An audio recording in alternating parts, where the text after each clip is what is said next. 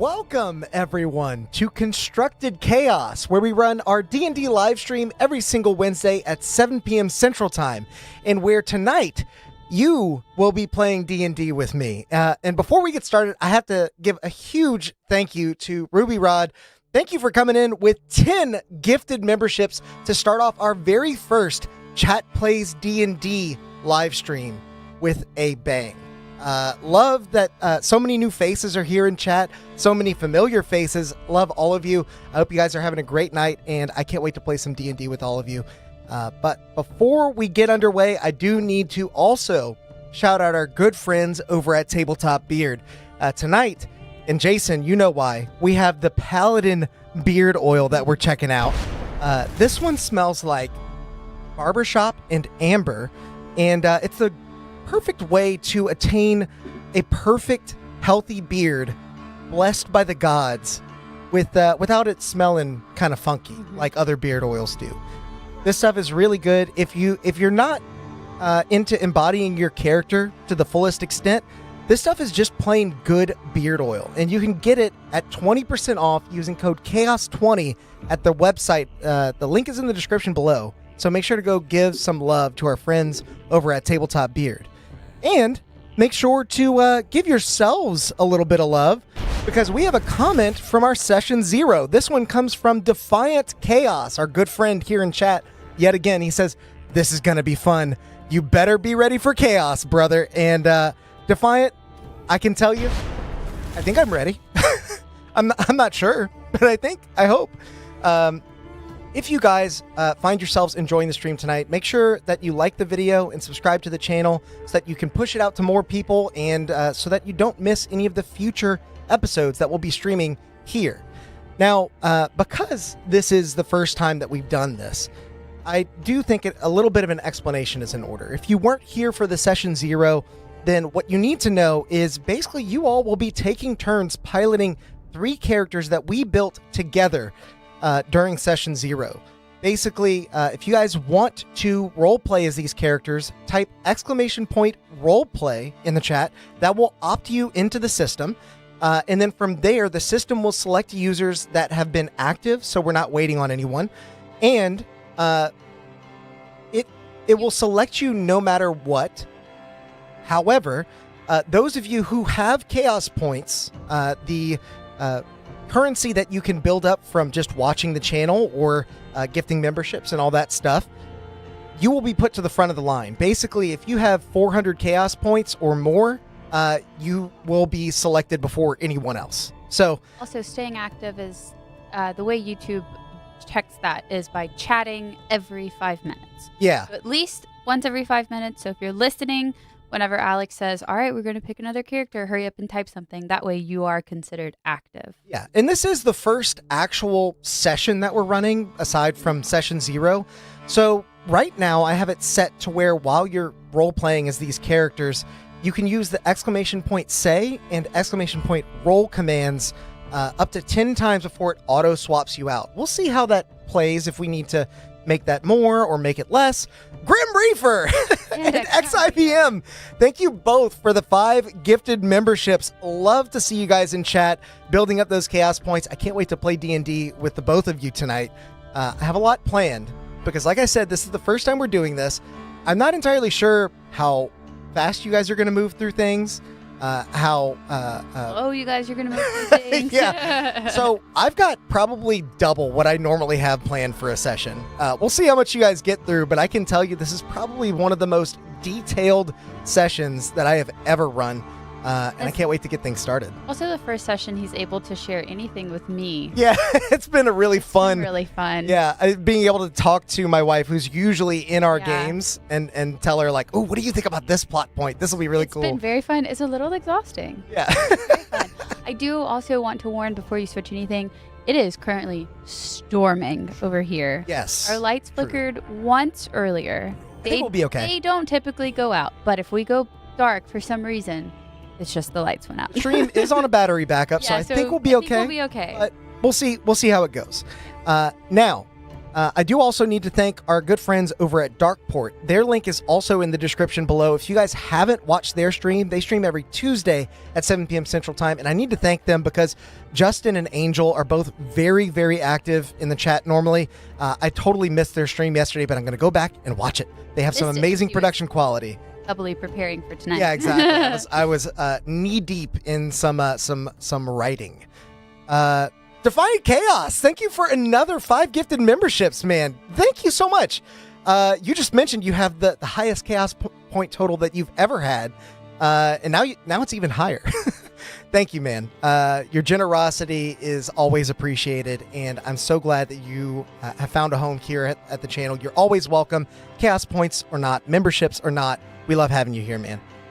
So, finally, without further ado, I think it's finally time for us to roll that beautiful bean footage. You have the button. It's across the room. I wasn't on prepared. Chat Plays D&D. I wasn't prepared. A curtain of gray sky unfurls over the Gulf of Nerethys, following a terrible storm. Intense squalls such as these have always been ill omens in Nerethys, shaking taut the banners of hardship and tragedy. But this was something more. During the abyssal equinox, agents of evil descended riding a dark wind, and the governing council of the tides lost 2 of their 5 seats in the torrential downpour. It's been weeks since then, and still the streets whisper of what fate this foretells. The council and their 2 newest members decry these superstitions, yet the rumors persist. Could this tempest truly be an omen? Could Anir, the god of storms, be displeased? Or could there be something else lurking within the depths of Nerethys?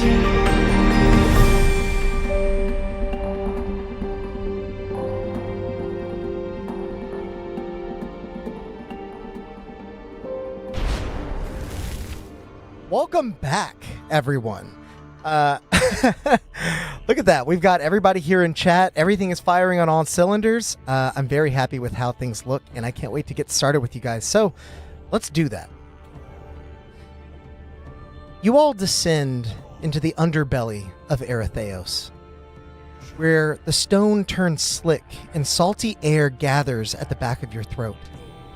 The deep water den sprawls out ahead in a circular tangle of tunnels and chambers. 1 part market, 1 part tavern, and 1 part coliseum. The ground dips into a wide basin at the center, where a makeshift fighting pit, half flooded and ringed with crumbling stands, sits beneath the vaulted stone ceiling high above. Narrow ropeways crisscross like fishing lines, connecting a dozen market stalls, bar counters, and gambling dens that cling to the edges like wooden barnacles. Bright, flame-filled lanterns swing overhead, casting green and amber light through mist that never quite settles. In the corners, stallkeepers sell dried kelp snacks, grilled eelfish, and mystery meat skewers that seem to be a local favorite. Everything seems slightly too damp, slightly too loud, and slightly too close for comfort. And yet, within this chaos, promise shines. Somewhere within here, among the grime, someone waits for you. Someone who is promised good pay for dangerous work. But you know not their face. And they won't speak unless you answer their question with the phrase, the hidden truth. Make sure to keep that in mind as we assign our first character tonight. Let's see who's going to be playing the lovely Yancifer. Assuming that works. Make sure you guys have done exclamation roll point if you want your chance to be picked for this one.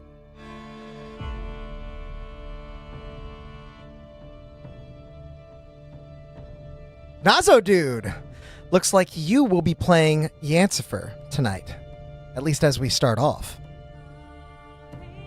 The crowd roars in excitement, and bettors rejoice and anguish all at the same time.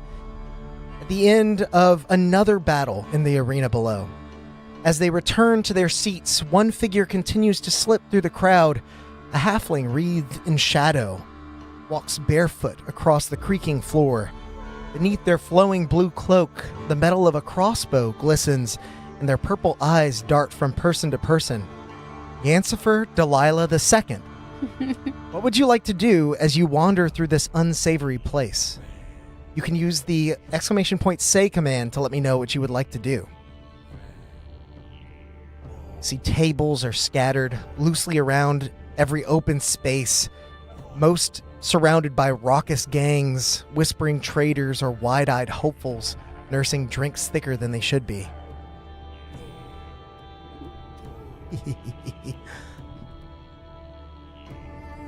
Very excited to see what you guys do with these characters. Well, first off, I gotta find some cover from all this rain. It's pouring non-stop. My feet are gonna get soggy. Absolutely. Here in the den, it's not open to the outside elements, but I imagine a lot of this mist is maybe condensating at the roof of the ceiling.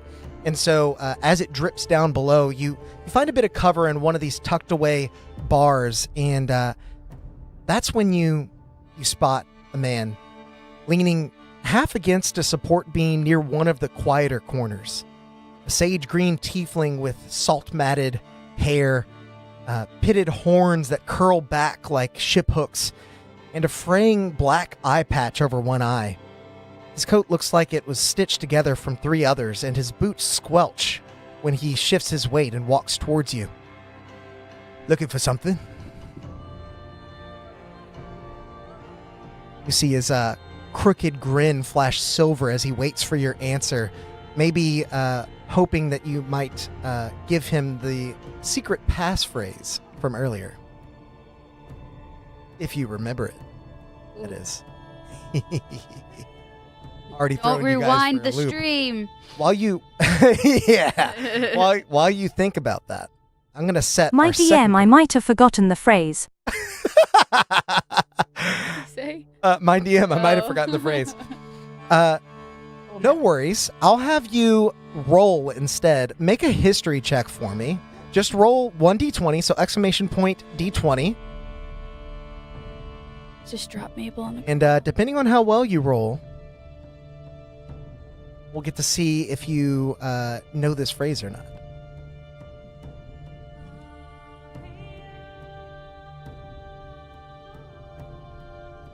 You have to do Roll d20. Yeah. So roll space d20. We'll get into a rhythm of this once we get going, I'm sure. There you go. What's it gonna be? First roll of the campaign is a 6. No. Now, Yancifer, you do have a +3. And so I would say that you don't remember the exact phrase, but it was something about truth. Looking for the truth. And so as this tiefling leans in a bit closer, are you looking for something? What do you say? Such a cool concept. Well, you can say I am look for the truth. Close enough. Have a seat at that table. I'll be looking for the others. Just, maybe nurse a drink in your spare time. And so Ozris sort of ushers you over to a table where you see there is an empty cup still there from where he was seated. And the individual begins to walk towards someone else you see in this area. Only an inch or 2 taller than Yancifer is a dwarven woman with bulging muscles and a strong build. 2 curly mutton chops run down the sides of her face, blending in with her braided golden hair that descends to the middle of her back. What little clothes she does wear are made of exotic animal pelts and tanned leathers. Most intimidating of all are the 2 spears that she wields in either hand and the morning star on her hip that scrapes across the ground as she walks.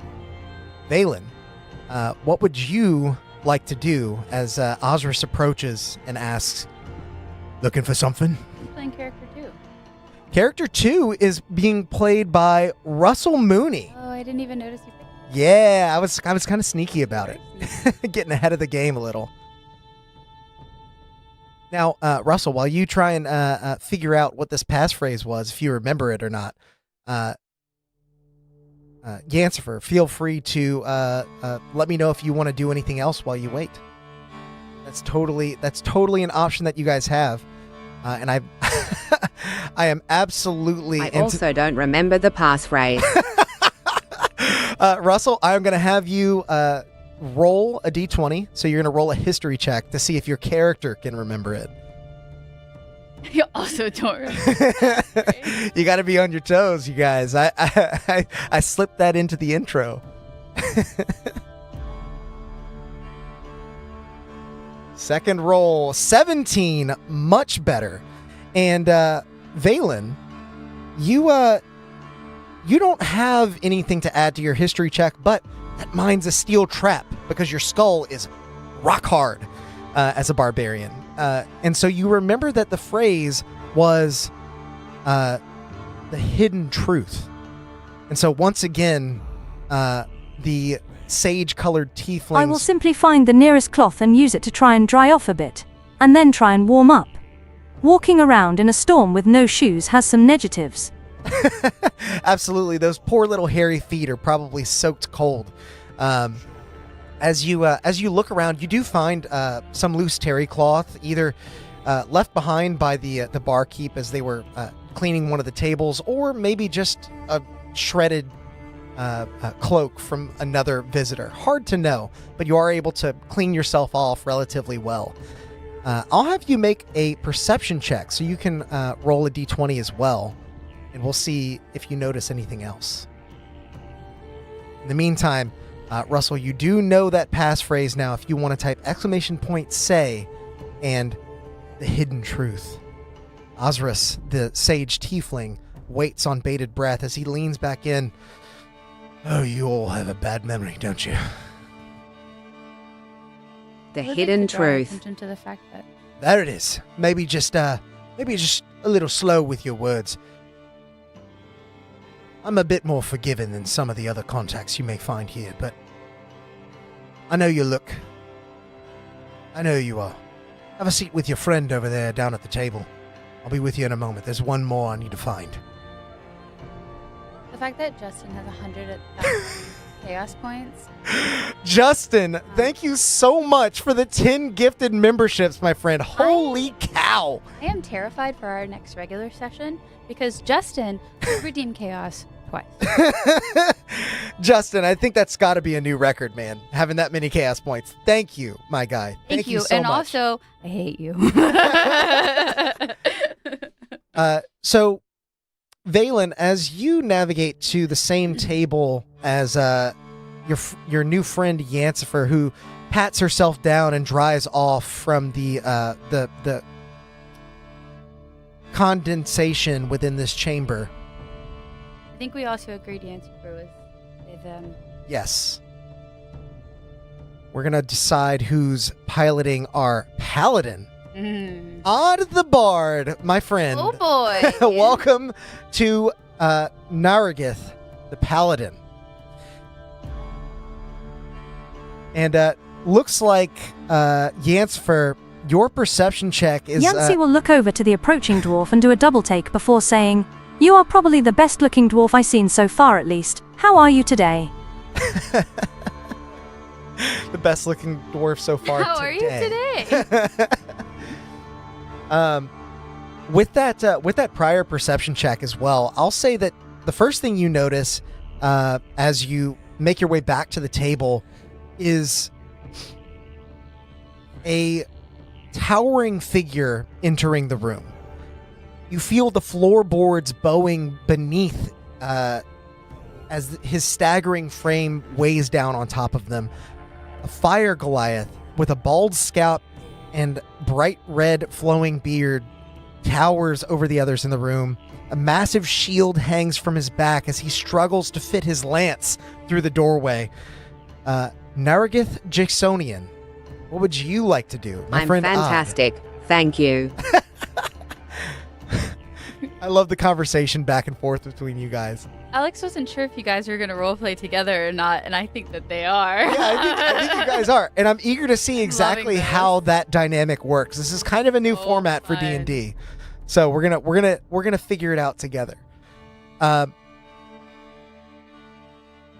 Naragith, as this sage green tiefling finally approaches you, and instead of sort of looking down as he did with the last two individuals, he looks up towards your staggering frame, a bit of worry in his voice as he gulps. You looking for something, sir? I think Odd meant to say something, but the command is incorrect. I'm only a dwarf. I'm only the only dwarf you've seen today. You seek the hidden truth in a thick dwarvish accent. So, not at all what I did. But I don't think you're a dwarf. Yeah, you're a Goliath, my friend. So, the Goliath, Naragith, sort of towers over top of this, because you have to put exclamation point say, Brett. You have to type it. You have to type the command right. Maybe, when I was kids. It's all good. So, as the Goliath sort of towers over this tiefling, you see them sort of shudder. Good. You've got a keen mind on you.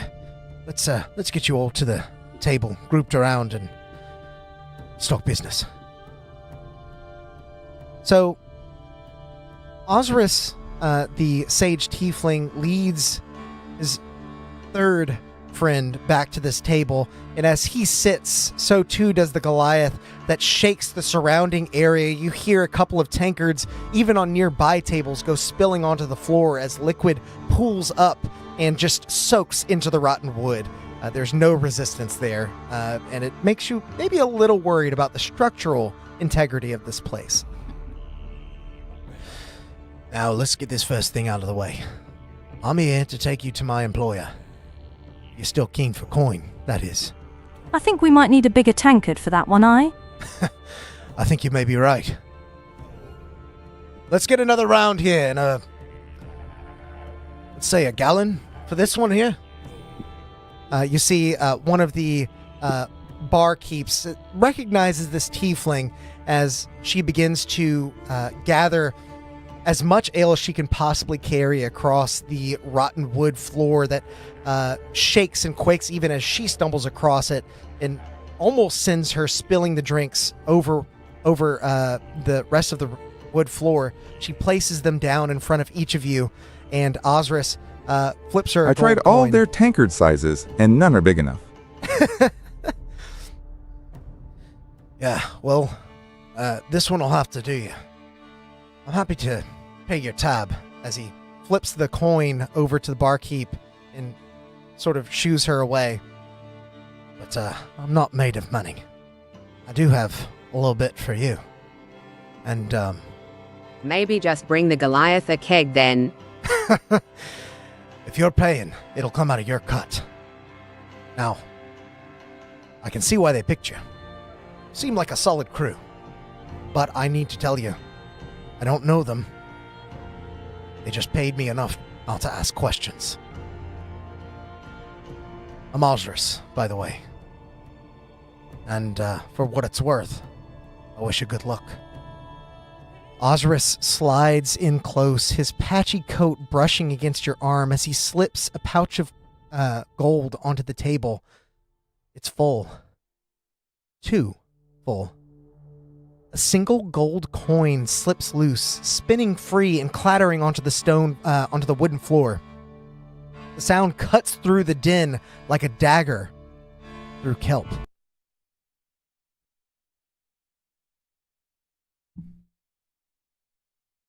Conversations halt. Mugs lower.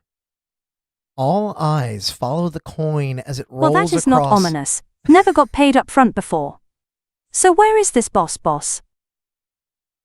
I'll take you to them.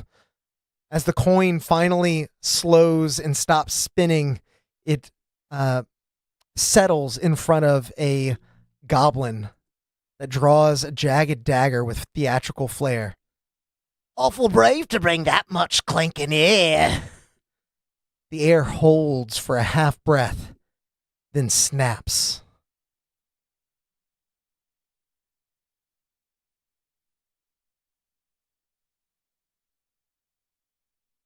Uh-oh.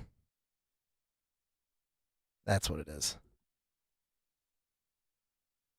Music stop? Oh, there it is. Okay. I spelled it wrong. I am guessing we cannot talk this out. You can certainly try as some of the bandits begin to move in on your position, eyeing the large pouch of you coin. reckon this is goblin? I will allow... Oh, we just got reassigned.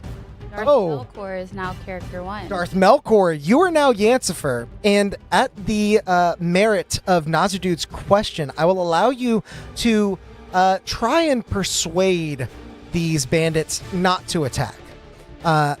As you do that, I'm also going to have Naragith roll an intimidation check. So both of you can roll a d20 for me, and I'll let you know what the total is. If any of you guys are curious, the character sheets are in the description below as well, so you can see what bonuses you have.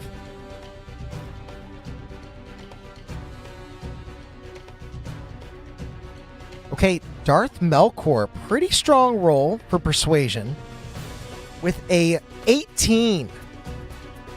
Let's see Fred, how this you goblin... might need to roll again. I think you guys chatted at the exact same time and it only picked up one. Yeah, there is a cooldown on that command. Yeah, just roll it. I'll have to be more careful moving forward about having both of you roll at the same time. Yeah. As what do you say, Yancifer, to this 12. these encroaching bandits?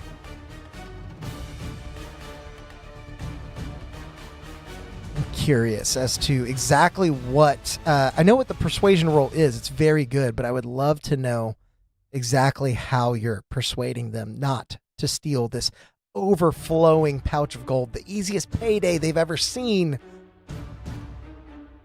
Double 12 is crazy, especially because we don't have a limit. Like on our normal thing, the dice rolls are at least 10. But on here, it's not. So it is insane. If you leave now, I won't hamstring you. Well, I've got a couple of hamstrings. I don't mind losing one. And as you see your persuasion maybe hasn't quite found purchase within the mind of this greedy goblin that rolled a natural 20 on their insight check, I want to step on the goblin's foot hard, making him scream. the Goliath stands up behind you, menacing, with a 12 on their own intimidation. Let this play out. I think these goblins will look better with missing teeth. I like that the barbarian's got this Australian accent. I think it's very fitting. As I will say, make an attack roll, Odd, who is piloting Naragith. I want to see if you can hit this bandit, who is now shaking in their boots, quite literally.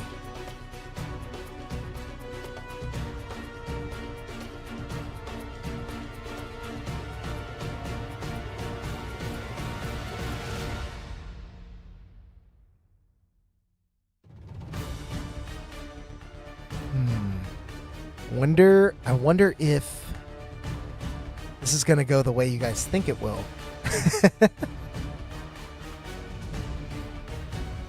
Ooh, that is definitely going to hit. As you roll an unarmed strike to step onto this little goblin's foot, I'm going to say go ahead and roll forget her. Unarmed strikes are not.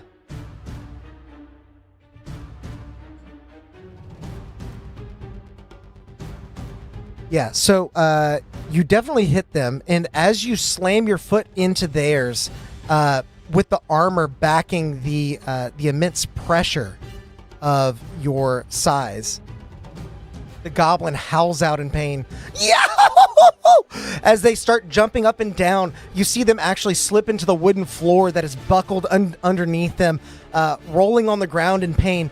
They are subdued, but 3 other bandits now close on your position, and a bandit captain appears to be eyeing you from the far side of the bar. As Osiris sees this, he scoops up the gold and shouts out, "Time to go!" And he begins rushing towards one of the many rope lines that is strung across the top of this expansive cavern network. I am going to have all of you roll for initiative. This is not necessarily combat. Might need to roll it one at a time. Yeah, so let's start with Yancifer.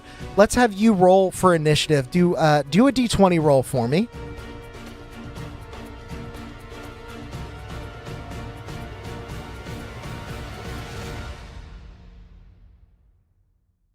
Let's see. Very nice. Good roll right off the bat. Yancifer, you get a +2 to initiative, so that's going to be a 19 total. Very nice. And Valen, let's have you roll for initiative next. Nerethys, I'm going to have you roll for initiative just after. And while you guys do that, pull up our scene here.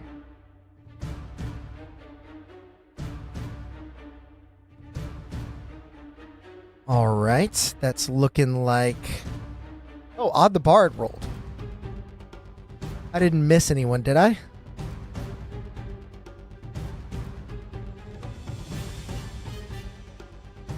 All right, Odd, that's going to be 14 total for Nerethys. And we still need the roll for Valen, I believe, unless I missed it. I don't think you did. Wait, yeah, Russell rolled, but I don't know if it did roll. So, Russell, you're going to need to do the roll command one more time, please. Might have to fix that cooldown. Ooh, 12. Nice. Hey, 12s are not bad. We're okay with that. We've had so many 12s. That's why I'm just giggling that, like, how are y'all getting so many 12s? That 12 is going to be a 15.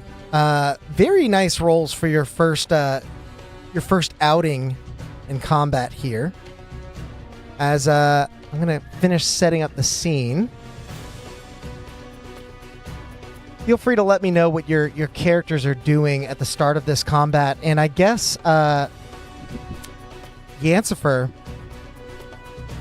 whoever is piloting Yancifer, be thinking about what you want to do in your first round here, because you will be moving first.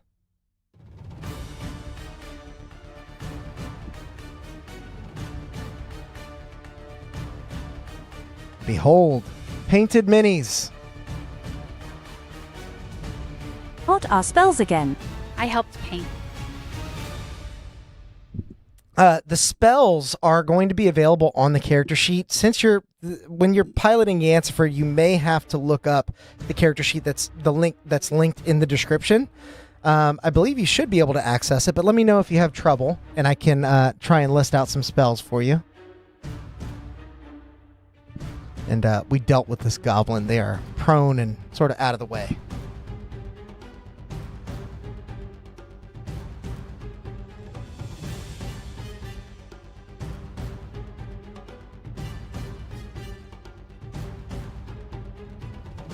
This will be your tiefling friend who's rushing over to the rope that's run across the top of this cavern. That is this point here.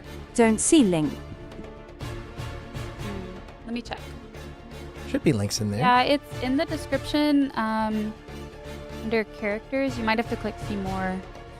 While you're doing that, I'll go ahead and pull it up real quick. And I can see it, and I'll read them out. So for cantrips, we have Firebolt, Friends, which is concentration, Mind Sliver, Minor Illusion, Prestidigitation, or Sorcerous Burst. And then for first level spells, we have Mage Armor, Magic Missile, Shield, and Silvery Barbs. And then second level, you have Alter Self, Darkness, Detect Thoughts, and Magic Missile upcasted. And while you're thinking about it, I I just looked at the combat tracker I have here on D&D Beyond, # not sponsored, and there was a smudge. There was a smudge on my screen, and I thought somebody was at negative their full hit points for some reason. It's like, how do they do that? Magic missile. Magic missile? On the one with gold pouch. He said say, but it missed the S. Ah, that's the trick, huh? I'm reading it. Now, the individual with the gold pouch is your the person who gathered you here, who's supposed to be leading you to your actual contact. Just in case, I want to confirm, is that actually who you want to attack? I'm not going to stop you, but I would like to know.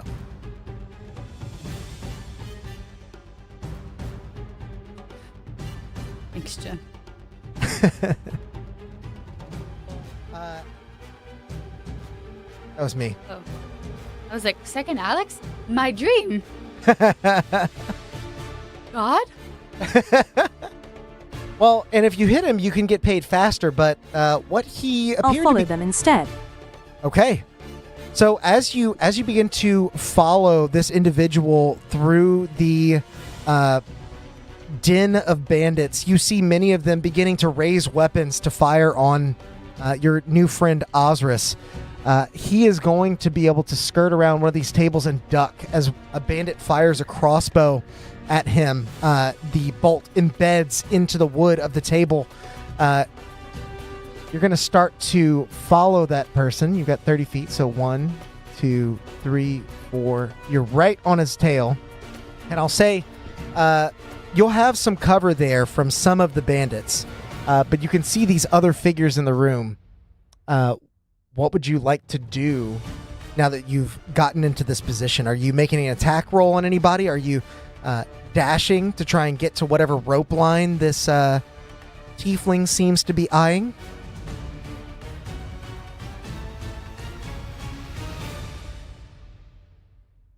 You guys be thinking Valen and Naragith. You guys are going to be going in order. You rolled very well in initiative, so be thinking about what you would like to do as well. Maybe as we go, we might even change the way initiative works for this. I kind of feel like it may be a little more free-form D&D, but we'll see. I also think that there is room to put a command on each character that says, like, characters, like, spells. Like, when they're... I would just have to keep that in a separate list. It's a lot of... Yeah. Yeah, but... No, I feel that. Might help. Darth Melkor said something, but there's a space. So dash toward the rope. Okay, so as Yancifer, with her little halfling feet... That are pitter-pattering because they're barefoot. You are able to make it straight to the rope at the end of this balcony that overlooks the immense arena below. As you make it there, you turn and you see your friend behind you, Osiris, who's like waving you to get on. Would you like to try and climb onto the rope? If so, I'll have you roll an acrobatics check. This is not going to determine if you fall or not. I just want to see how nimble you are on this thing.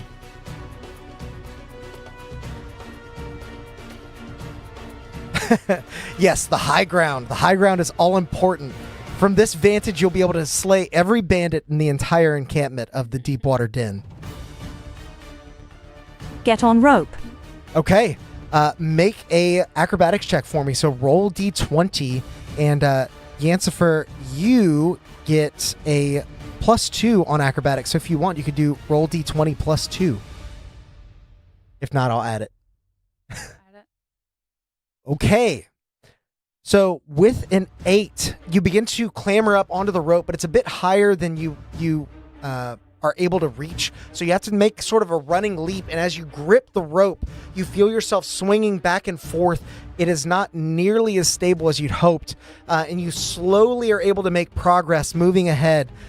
You just had enough movement to get onto the rope, so I'll say you're 5 feet from the platform, legs just dangling in thin air high above the pit below.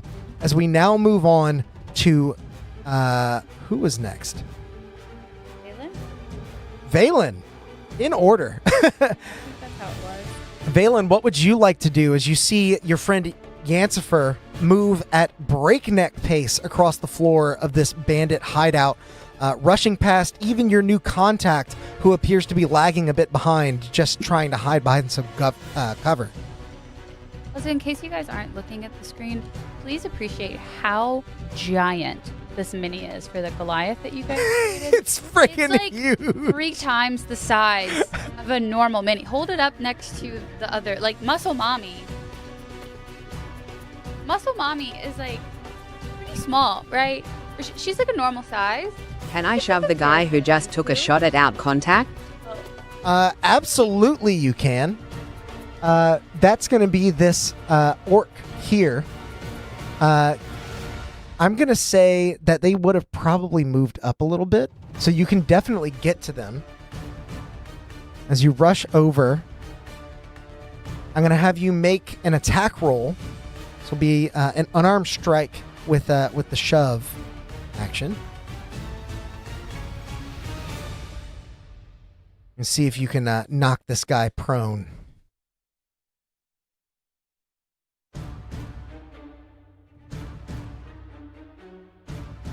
Okay. An 11 plus 3. So, hang on, let me double check this. Yeah, so that's going to be a 16 total as Valen, you rush around the corner. This orc's crossbow is still trained on the position of your contact, or rather your contact's contact. You turn the corner and barrel into them with your shoulder down, driving them backwards as they fly about 5 feet back, collapsing onto the ground and nearly falling off of the balcony just ahead of you. I'll say you've got about 5 feet left of movement if you would like to move any further. But aside from that, that may be your turn. I know you are a barbarian, so you do have rage if you would like to use a bonus action for that. Totally your call.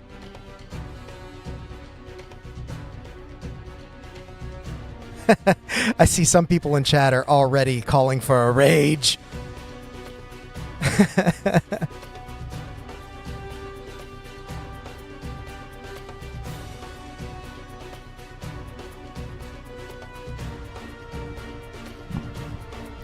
So rage lasts for a minute. I move unless 5 feet you toward the attack rope. or you get hit. Okay. So you move another 5 feet towards the rope.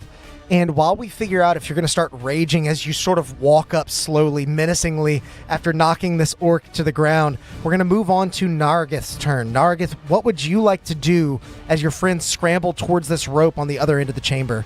DC, you are now Valen.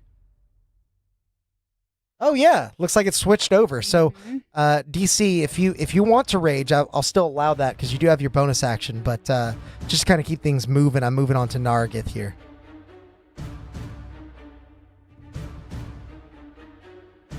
Naragoth emits an ancestral scream as his fiery hair flares with life. He charges with his lance at the bandit leader, evokes his vow of enmity on him, thrusting his lance and smitting. Very nice. Wow, that is a full description. You have been thinking about this for a little while. He's had that typed for like 3 turns, and he's just been waiting to hit enter. And since you're a Goliath, you got 35 feet. So 5, 10, 15, 20, 25, 30. As you evoke your vow... What he said. Yeah, exactly. You evoke your vow of enmity onto the bandit leader, and you attempt to strike him. Roll a d20 to see if you are able to hit. What's the bonus? Let's see. I forget, does the vow of enmity change what the bonus is? I don't believe it does. I can look it up. I can have their character sheets open as well. Yeah, I'm used to DMing. Yeah. I'm used to looking at this. I believe it'll just be a +5, but I'm not entirely sure.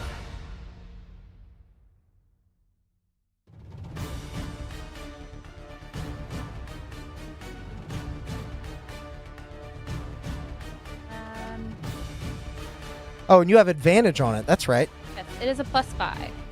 Okay, so the first roll I saw was higher than the 10. What was it? A 12? Looks like a 12. So a total of 17. +5, yes. Okay, nice. So as you close on this bandit captain and you run them through with your lance, they try to move out of the way, but your staggering figure quakes the floor so much that they're unable to move, even with their adept balance skills. Can I pull out one thing? If you have advantage, you can also type in !roll and then ADV, right? Yeah, well, it's !roll D20 ADV or DIS. Yeah. That'll do advantage and disadvantage. So, and the reason I'm saying that is because every time you roll, it counts down from your 10. Yeah. If you need to roll twice, you can say. That's a good point. Yeah. Extra fire and smite. Nice. Okay, so I'm going to have you calculate that damage. If you've got the character sheet pulled up here, it is 1d10 plus 3. Your vow of enmity I have that. is what gave you the advantage. And your smite, I believe, is going to be 2d8. So you can do 1d10 plus 2d8 plus 3 for your damage.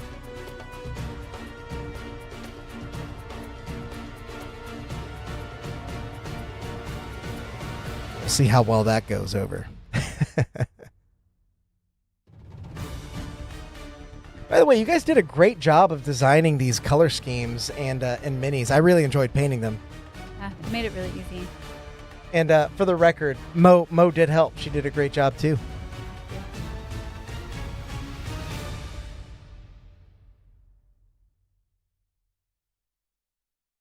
Oh, looks like it swapped out. I missed that. So Yeah. Russell, you're now piloting Nerethys. So you will need to roll !roll 1d10 plus 2d8 plus 3.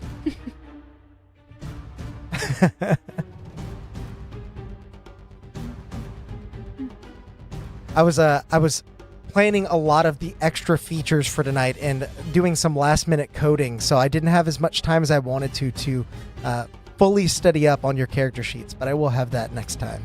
It's okay. I'm here too. Oh yeah, Help find damage. my voice in my head never fails me. She might be crocheting. You can't prove it. You can't prove that she's There's crocheting. no or not. way. There would be no way of knowing. So who in chat still remembers the secret Bob said passphrase? he rolled a 22 for I know. Nerethys. Oh, hell yeah. Okay, so 22 damage.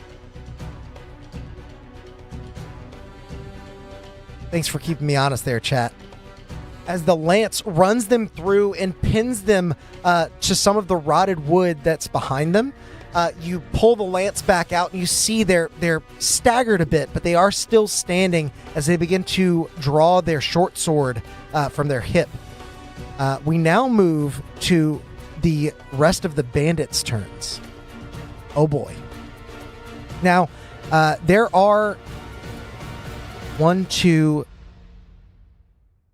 3 bandits remaining. I'll say this goblin has been completely dealt with. They're more or less incapacitated from the start of that combat. There is one down here that is going to rush up the stairs. I think the first person that they see is Nerethys, so they're going to fire a crossbow bolt at you. That is a 7 to hit, which is going to miss as the crossbow bolt flies true. It just clangs off of the armor. Nerethys, you're not even phased. You don't even look in that direction. You're used to being a bit of a tank on the battlefield. These puny bandits can't make it through your armor. The barkeep now pulls a crossbow from behind and is going to fire at the barbarian, Valen. See if they can hit. That is going to be a 16 as they connect and deal 5 points of damage to Valen. I don't remember if you raged or not. I don't think they did. So you are going to take that full 5 points of damage, bringing you down to 28, I believe. The next bandit, the one that was knocked over. Oh, they did. They said they did rage. Oh, they did rage. Great. So in that case, you're only brought down to 31.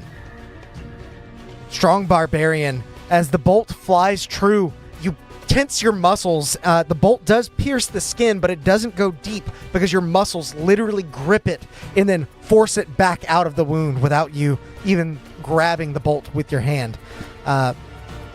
You'd have to let go of your lances to do that, and we don't want that. Or your javelins, rather. The orc that you knocked over is going to stand and now rush you.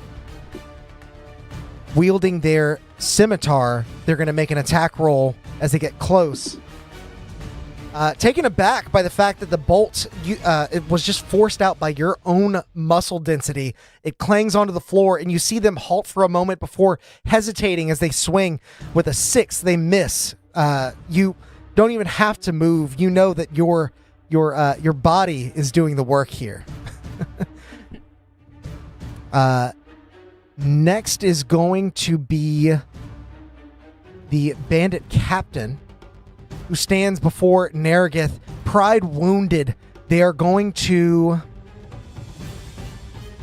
make 2 scimitar attacks on you, trying to find that hole in your armor. One is a 10, that will miss. The other is an 18 exactly, which will hit, dealing 6 points of slashing damage. So Nerethys, that's going to bring you down to 22.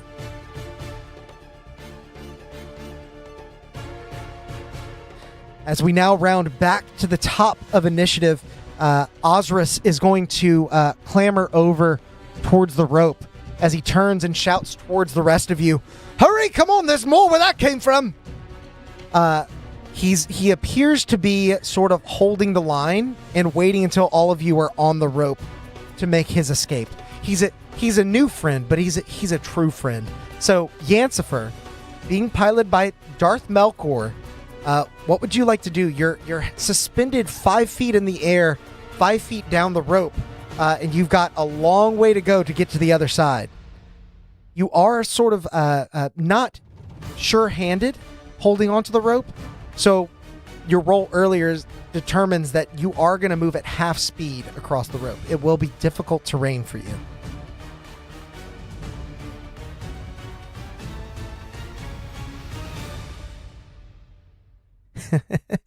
This is a really interesting format. I hope you guys are having a good time. I know I am.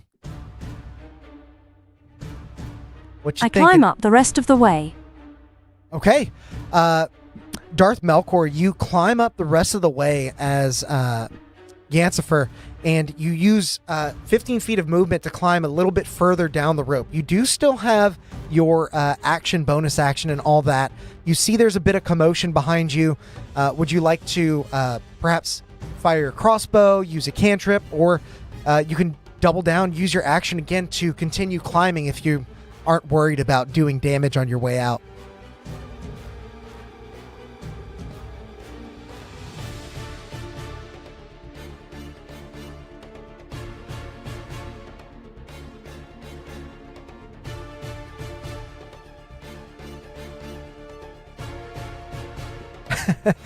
Angel, good to see you in chat, man. I appreciate that you're enjoying Cast this. firebolt on nearest enemy. Okay, the nearest enemy is actually going to be that same orc that was dropped to the ground prone by your barbarian friend before. You see them a bit taken aback by the fact that the barbarian is so intimidating, and so you see them distracted. I'm going to have you make an attack roll to see if you hit that orc. Although Yancifer is now being piloted by Jason96. So Jason, go ahead and roll 1d20 to see if you hit on this attack roll with Firebolt. It'll be a +6, so you can even do exclamation point roll d20 +6 if you'd like.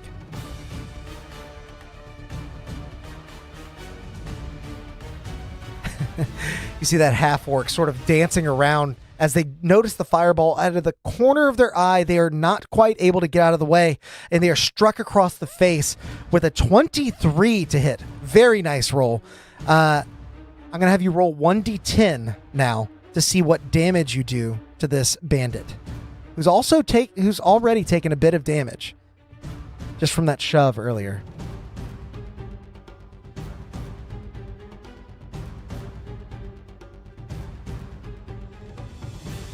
What's it going to be? A 4. 4 is not bad. As the firebolt collides across their face, you see one of their tusks is blackened like an obsidian stone. They turn back to face you as their eye is now scarred over a bit from where you connected, and they get a bit mad themselves before remembering exactly how burly the barbarian next to them is as they turn to face them. Next in the initiative is going to be Valen. What would you like to do? This orc bandit has just taken a blow across the face from your friend's firebolt. You see them making their way across the rope line ahead, but the orc does not look like they are doing too well. If you'd like to make a bit of a hit on your way out. Nerethys, you'll be on deck, so Russell, keep an eye out there. Defiant Chaos, what are you doing, man? Let's see.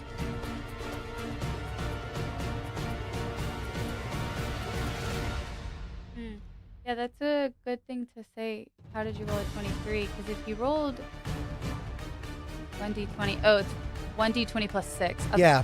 I thought it was plus 3, and I was gonna be like, is that Who can I hit? So you are standing right next to that orc if you would like to make a melee attack, but you're also wielding 2 javelins, so you can definitely throw those at any of the other bandits in this chamber. There's the orc that's standing in front of you that's been damaged. There's the bandit captain in front of Nerethys, who has taken a good amount of damage but is still standing pretty strong.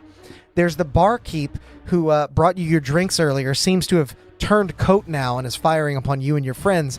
And there's one stealthy bandit that's probably got half cover back there. Might be a little hard for you to hit at range.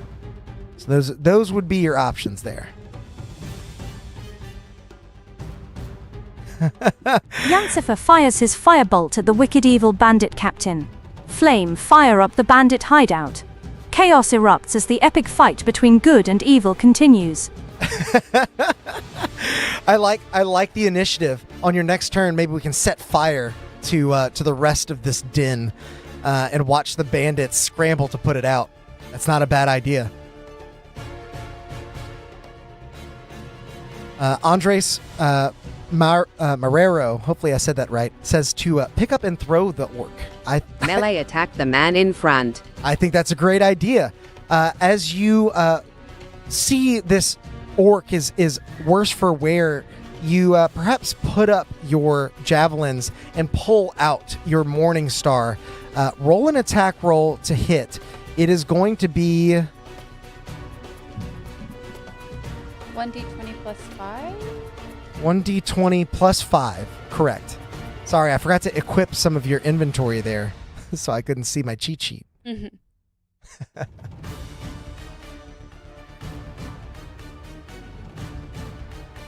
21 is definitely going to hit as you drop one of your javelins to the ground.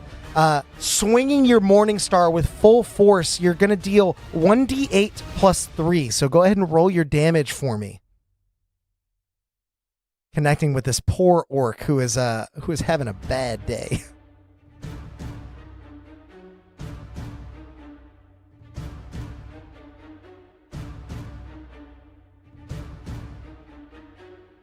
Ten damage as you connect with your Morning Star. I'm imagining all this happening in the same 6 seconds. So the orc turns towards Yancifer as he takes a firebolt across the face, scowls and begins growling at your friend. And as he turns back towards you, you wield that Morning Star and just crush every bit of anger that he had as his eyes roll back and he is no more. Now, you do still have your movement if you would like to continue making your way towards that rope line. That seems to be where everyone is going, although Nerethys does seem to be lagging behind a bit. We'll go ahead and move forward in the initiative, but Valen, let me know if you want to move. Nerethys, what are you doing here? Facing down the bandit captain, Russell. You do not get to see her. You don't get to see her. Nargith, you are facing down this bandit captain as your friends I are... hit the enemy that has Vow of Enmity on them with my longsword and a Searing Smite before moving toward the rope. Very nice. Okay.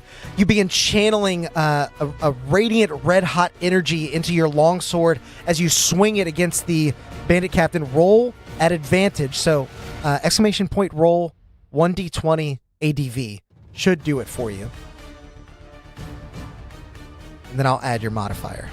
I know it kind of takes away the fun of seeing the 2 dice rolls, but I don't want you guys to get kicked out early. Yeah, and maybe that can be an upgrade for later as well.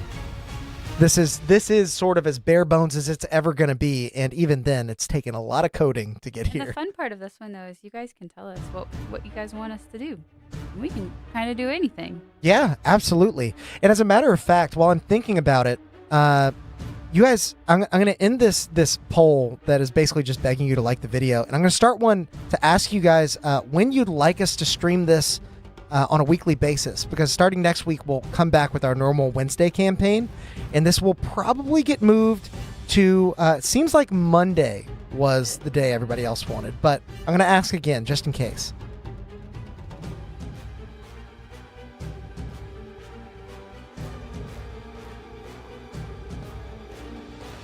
So Monday, Friday,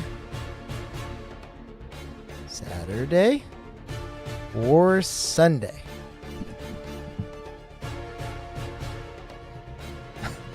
That was embarrassing. Almost. Yancifer yells over to the beautiful barbarian and tells her to stay focused. They then applaud the might paladin Nerethys for being so super epic. Go team go! Kill the wicked bandits. Very nice.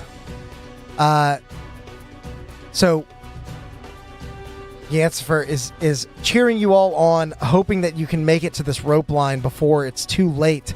Nargith. It isn't rolling for some reason. Okay. Then in that case, it might be an issue with my advantage coding. I don't think we've used it before. Okay. So Yeah. we'll just roll 2d20. So roll d20 and then wait a second. We'll roll another one. Sorry about that. Just working out the kinks. Haven't had time to test all of this. After all, we have to be live to test it. So it's a little tricky. The first one is a 16 plus 6, so that alone will hit. But roll again to see if you get a crit here. That could be a big deal.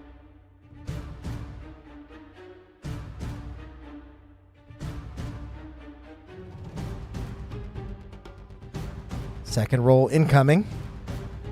Another 16. So as you run them through with your Searing Smite, double check the damage on that. New spells. Give me to look. Got it. Yeah, BD, So- if you do 2d20, it'll just add them together. So make a roll that is 1d6 for the Searing Smite plus 1d8 for the longsword, or we'll say 1d8 because you're wielding that shield. Wielding shield. And then plus 5. So 1d6 plus 1d8 plus 5.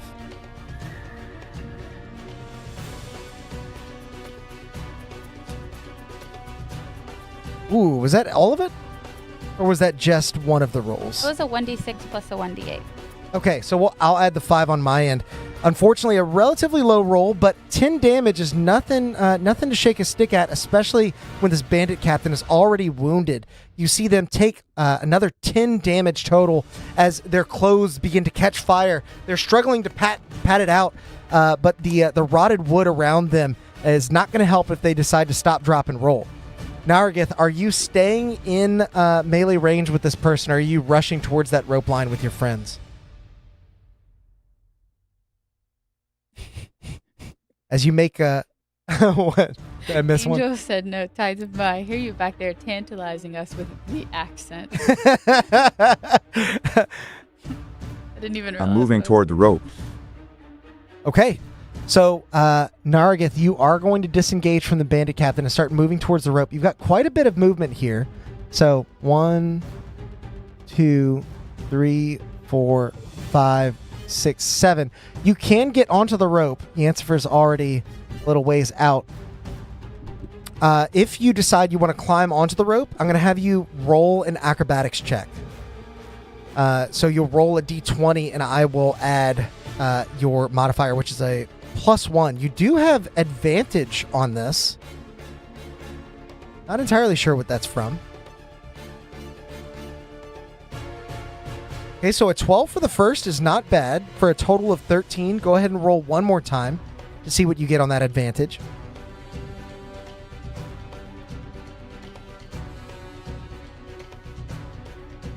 You guys are very responsive. Best chat ever. Yeah.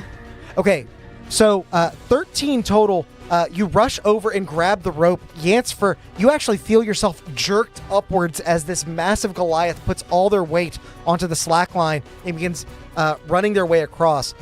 So Naragith, this is not difficult terrain for you.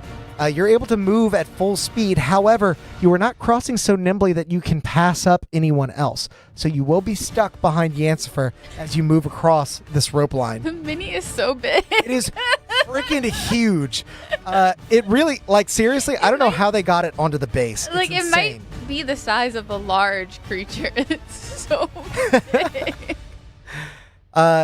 So these bandits that are remaining, there are 2 regular bandits left, and the bandit captain. They're going to make attacks on the last individual to leave. That's going to be Valen here. One fires with a crossbow from behind the bar. That is a 21 to hit. So Valen, you're going to take another 2 points of damage since you are indeed raging. As a bolt once again sinks into your shoulder, you just force it out by straining really, really hard. This one is going to round the corner. Yancifer yells back at the big, huge paladin. You go, big guy. We got this. Woohoo! Yancifer is an entire mood. I love this. I love this character. This bandit rounds the corner and is going to fire a crossbow bolt as well. I am going to give them advantage because they would have been hidden up until that point. That is a 22 to hit. So, Valen, you are going to take another 2 points of damage, falling to 27 as this bolt sinks into you. The bandit captain now, in shambles, is going to move towards you, jump over this table, and try and close off your escape. They're going to make 2 scimitar attacks on you. When you lean forward, the logo looks like Wonder Woman's headband across your head. One is a 6 to hit. The other is a 18. So the 18 will hit, and you will take another 3 points of damage, bringing you down to just 24, whittling down this barbarian.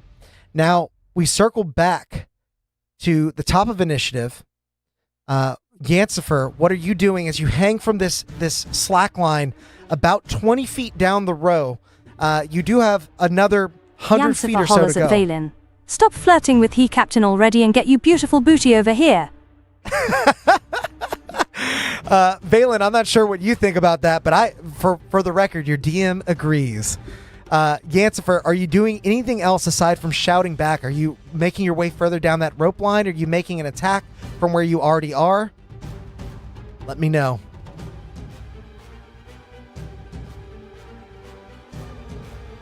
But my 6-year-old is liberal with the emojis. Disregard all emojis. It's all good. Lots of emojis. I'm very happy for emojis here in the chat. Any interaction you guys can give. You guys are very lively tonight. And it looks like everyone's voting in the poll. Looks like Monday might be the new day. Depending on how tonight goes, maybe we'll even run a double header. So after tonight, we'll just roll it right into the next Monday. I'm very ambitious, if you can't tell. Pull the tape. What is I'm trying to say something and I can't think of what it is. I am getting sweatpants because Alex keeps the house the temperature of Antarctica. It's so nice. It's so nice. By the way, it's only like 74. I'm just cold. Well, it's the temperature of Antarctica in a nuclear summer. Yancifer throws another firebolt at the bandit captain to help get him warmed up to Valen. Nice. Okay, make an attack roll for me as you swing from this rope line and try and take aim at the bandit captain, trying to clear the way for your friend Valen.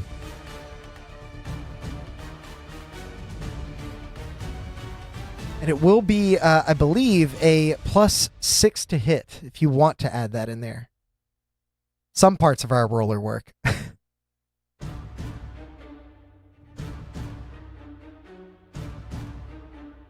17, very nice. That will definitely hit as the bandit captain attempts to raise their blade and parry the attack, but even that is not enough as they split the firebolt midair. It surrounds the blade and sort of explodes across their chest. Roll 1d10 to see how much damage you're doing to the captain here.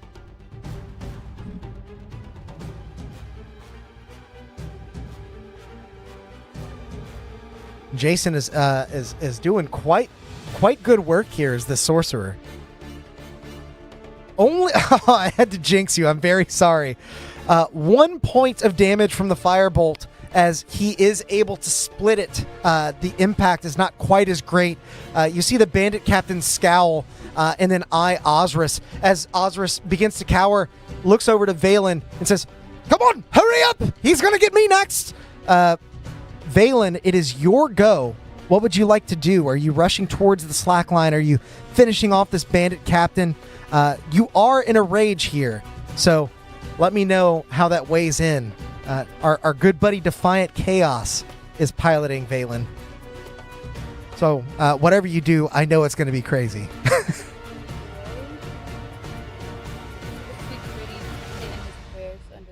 Aw, sweet Fritty. If you guys want to know about the pups, you can type !pups in the chat. We have some little chat options that'll detail the puppers. Finish that we the have. bandit captain.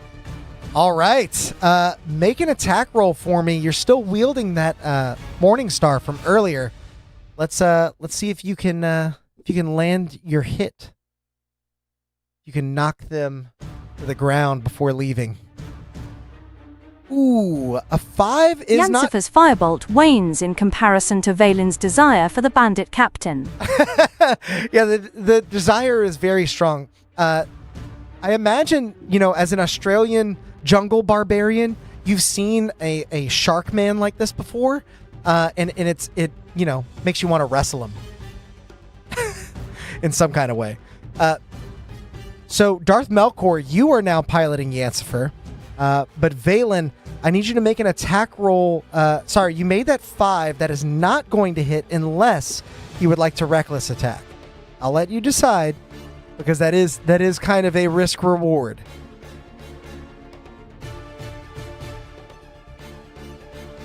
For what it's worth, you do have some movement left as well if you would like to just move over to the slack line anyway. Your call.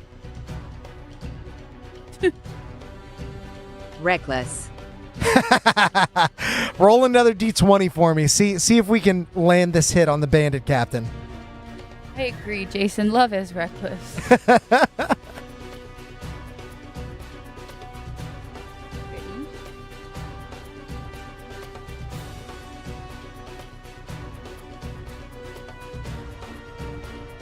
Can we use chaos points?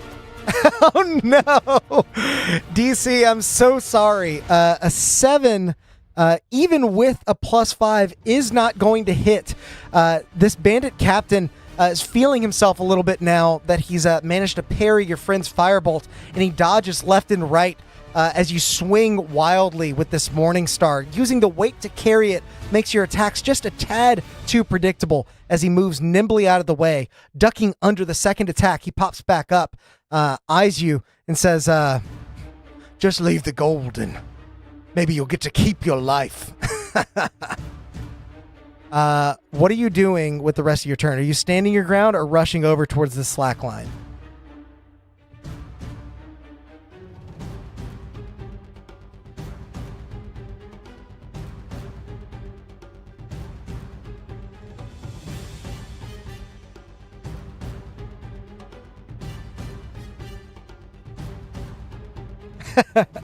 Nazo dude, I agree. Time to get the fuck out.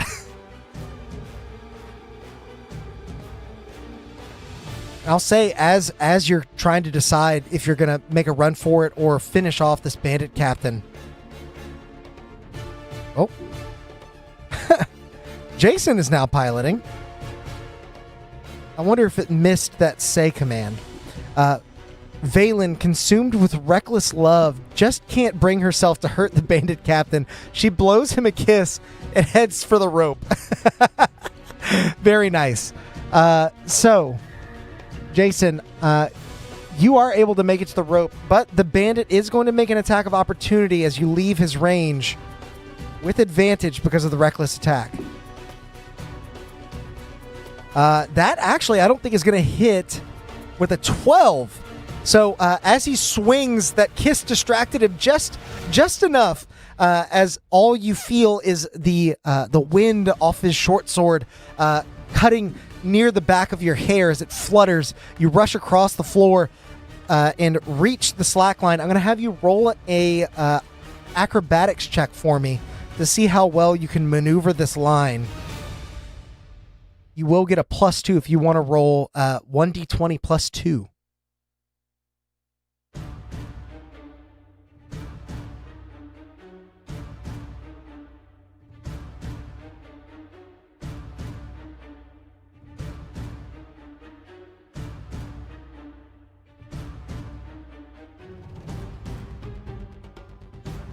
Jason, the 22, as you get onto the slack line, there's a little bit of a dip from where Nerethys is sagging the line, and you allow your movement to sort of carry you down, moving an additional 10 feet down the line. You are off of this platform, and your new friend Osiris is going to use his held action as he climbs on to the slack line himself. You feel the rope jerk beneath you, taut as it sways high above the flooded arena. Below, shattered columns and dark water wait like an open jaw. Then you hear Osiris shout, "Hold on tight!" just as his blade flashes and slices through the rope. Your stomach lurches and the line snaps free. You're swinging fast, wide, and dangerously low. Wind whips past your face. You've got only seconds to decide. I will ask each of you, are you going to drop now and brace for impact, or cling to the line and clamber down after it slows? We'll go in order. So first, Yancifer, Darth Melkor, let me know what you want to do. Are you letting go of the line and trying to time your exit, or are you hanging on to see if Valen you... fells the bandit captain, try to smack her luscious booty, and she leaves him broken-hearted. Yeah, poor Captain. You see the hammerhead shark like, I really liked her.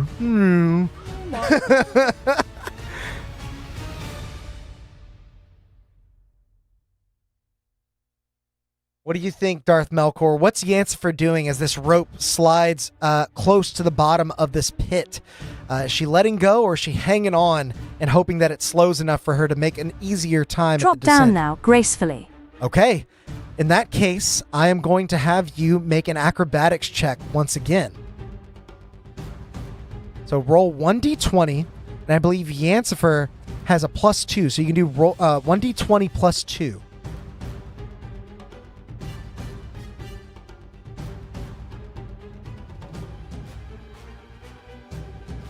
And just be thinking about what you guys want to do too. Jason 96 and Russell, you'll be the next ones that need to make this decision. Okay, an 11. As you let your grip slip from the rope, your momentum is carrying you a bit faster than you were ready for, and you fall 30 feet into shallow water, so you're going to take half falling damage still.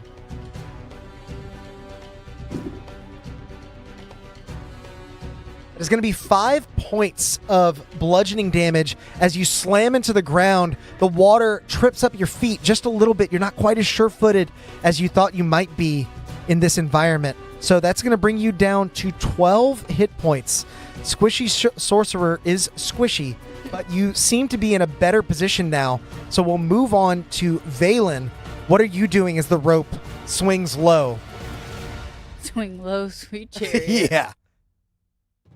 Narragath be thinking. Valen follows Yansider's lead and lets go of the rope, just like she left go of her hopes with the bandit captain. Nice. Feeling love lost in your heart. You let go of the rope, channeling a sweet serenity through your body. Roll an acrobatics check for me, and you can add +1 to that.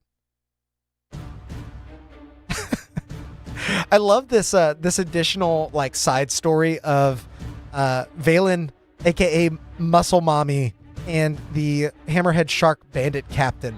I'm loving it. Long lost lovers. Okay, with a 10, you too are not quite able to keep your footing. You fall 30 feet as well. You are only going to take half fall damage and then half again because you are still raging. So that is 9, half to 4, half to 2. Still, chipping away at this barbarian as you now only have 22 of your original 33 hit points remaining. We move on to Narragath. What are you doing as the rope swings past the bottom of this arena pit? Are you letting go or trying not to squish my comrades on the way down? That's a good idea. XIVM. Valen falls hard for both the bandit captain and from the rope. Poor Valen.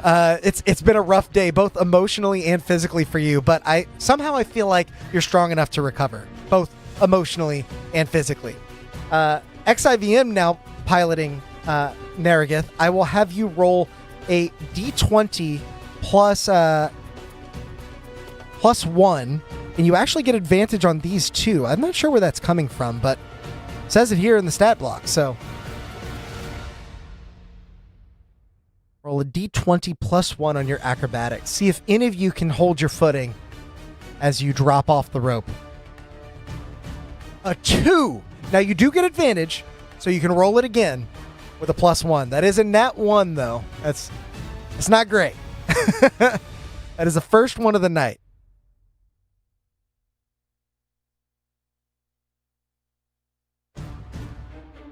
See if this is better. A 21. That's a nat 20. Hell yeah. From nat 1 to nat 20. That's why we like advantage. We love it. Very nice, XIVM. That's so fun. So XIVM, as you plummet towards the water below, you see your friends have taken a bit of a stumble, and using your long legs, you sort of hit the ground running as you don't so much as tuck and roll as you do just carry your momentum forward into the shallow waters ahead. You hear some of the bandits from up in the rafters calling down, "Hope you can swim with those big legs and armor! Come back! Let me have another shot! I'd like a chance at that money, please." Your boots splash into the arena floor. Calf-deep water sloshing over broken stone as you begin to race behind Osiris. You see he's already ahead, bolting towards a rusted iron gate on the far wall. Just as you gain ground, the surface behind you shudders, then bursts. Thick, glistening tentacles whip skyward, slick with brine and rage. One crashes down inches from your path, spraying salt and blood. From the stands above, the crowd erupts and cheers, laughing, as if your fight for survival is nothing more than their next show. And right here is where we're going to take a quick break. We'll be back in about 10 minutes, so don't go nowhere, and we'll see you in a bit. Bye! It'd be easier if I had your character. Oh, I'm terribly sorry. I didn't know anyone would be here while the stream was running. Give me a moment to tidy up. It's much better. Well, while you're here, we might as well take a moment to thank all of our members for supporting the channel and bringing this stream to life.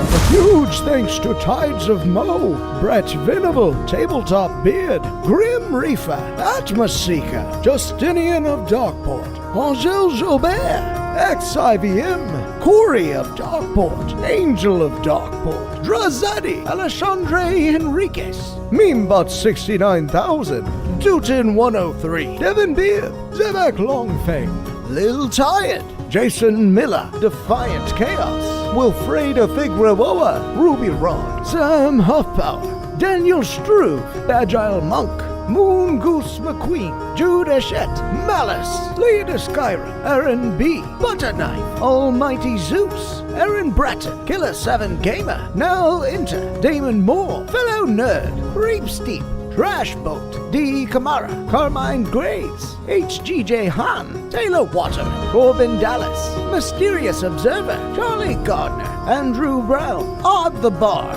Tom Lithgow, Bilgewater Scum, Amazon Cheesecake, Chuck, Jacob Flores, Magpie from Mars, State of the State, Is It OP, The Eldritch Knight, William Mihalkic, Eggfruit, Xander F, A Series of Mysterious Runes, Nick Wood, Electric Werecat, Darth Melkor, A Joyous Goose, Lisa, Salisbury Swain, Kubishok, Blue X Dalek, Ashical, Maximiano Magliati, Tiago Livas, Blaster, Edward Heller, Jackson Harad, Dravian, Bugera, Daniel Fire. I didn't ask, I said Fireball, Ryan Block, Megan Cooper, Frost Wolgon, Blaine Dexter, John Gaffney, Kedim Skintilim, Matthias, Manny S, MKG Raider, Joao Lucas, Oddbit, Blackuma Black, J.O. Her, Dawn Ruby, Orbit and Decay, Mr. Giaton, McFry, Ira Wing, Craig Seymour, Zim the Fan, Jason, Sonic's Boom, Rob Hinson, Xanthox, Dane Emerson, Skirmisher,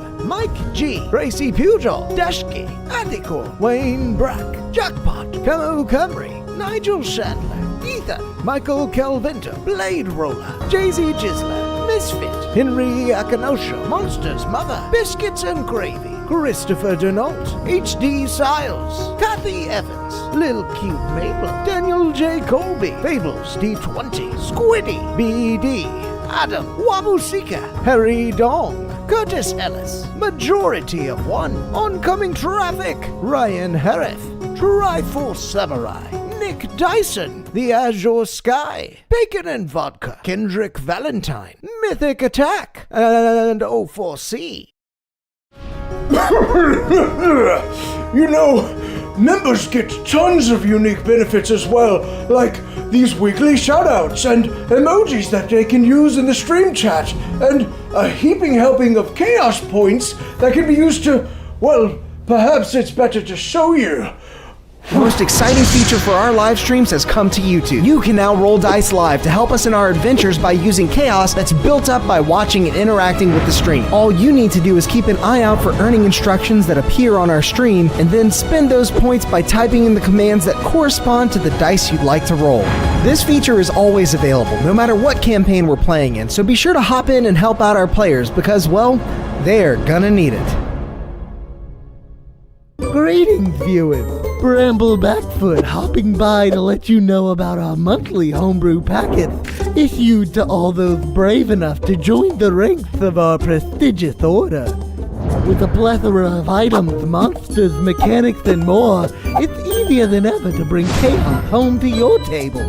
So become a member and let's fight the forces of evil together.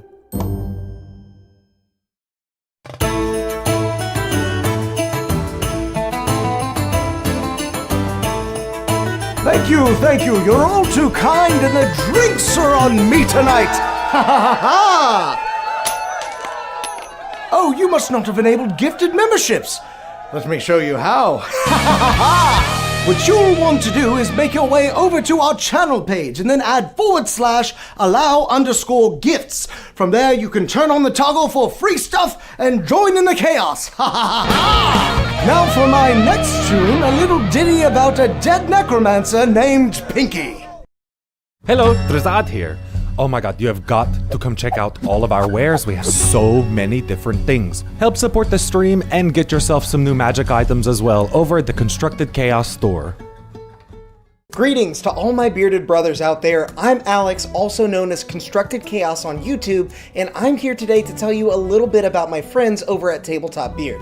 This family-owned beard oil company is run by three brothers that have combined two great loves of mine: tabletop RPGs and beard care. And it makes a lot of sense because, as I'm sure many of you know, growing and maintaining a healthy beard can be an adventure all its own.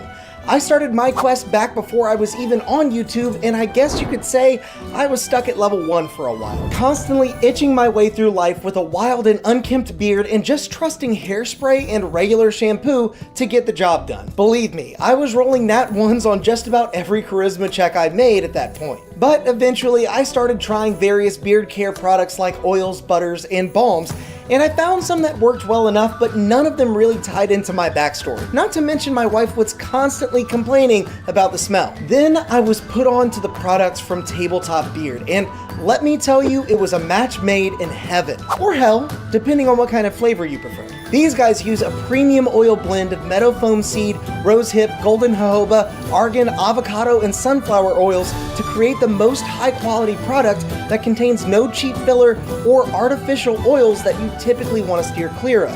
And each scent has been expertly crafted and matched to a familiar TTRPG style, so you know exactly the kinds of vibes you're putting out without the scents being too mundane or too overpowering. To top it off, all their products, oils, butters, and balms are made in small batches, so the quality control is top-notch, and so is the customer service. They're always looking for new ways to meet and exceed customer needs, and I've even heard that they have some new ideas cooking up behind the scenes. So consider this your session 0 and take some time to check out Tabletop Beard today. Truly, they're the only starting equipment that you need for your own successful beard care journey.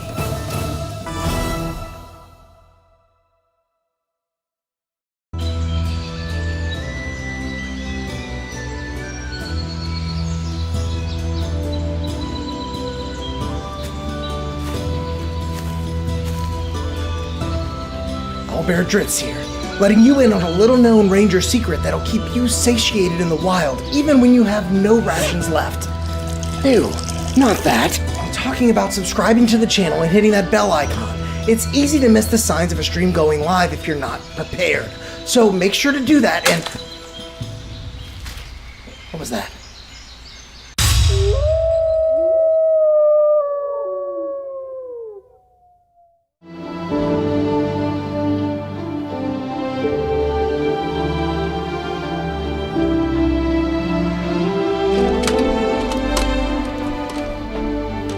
Hold it right there, adventurer. We're looking for some deviants that refuse to like this video while they're still watching. You wouldn't happen to know anything about this heinous crime, would you? Well then, as you were, but stay out of trouble.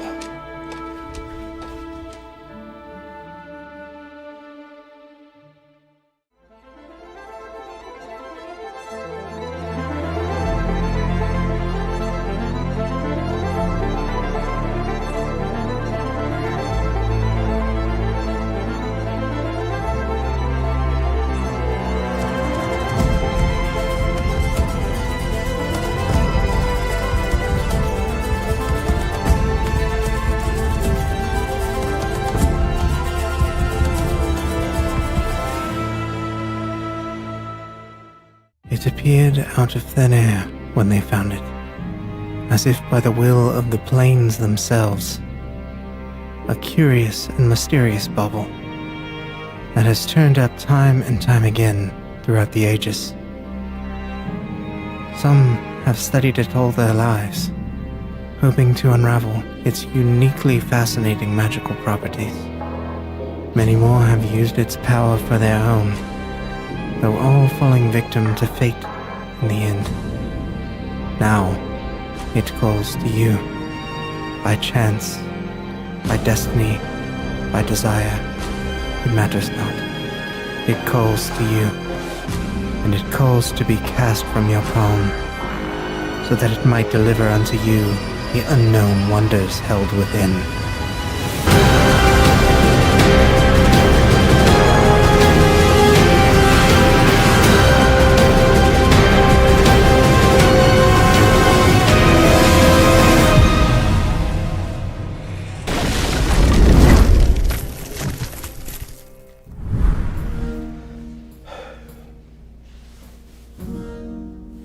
How much longer are they going to... excuse me. Are they still not back? Wait there just a moment. I'll fetch them for you. little chaos gremlins. You have people waiting, you know!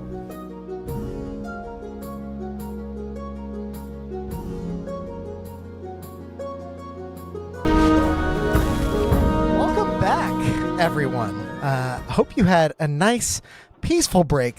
Not like the break that our adventurers just caught in this pit, as they now find themselves facing off against whatever beast was garnering cheers and jeers from the crowd only moments before.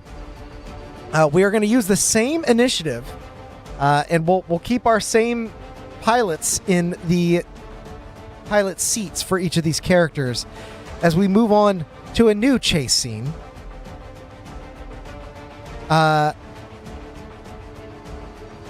First in the initiative is going to be Yancifer.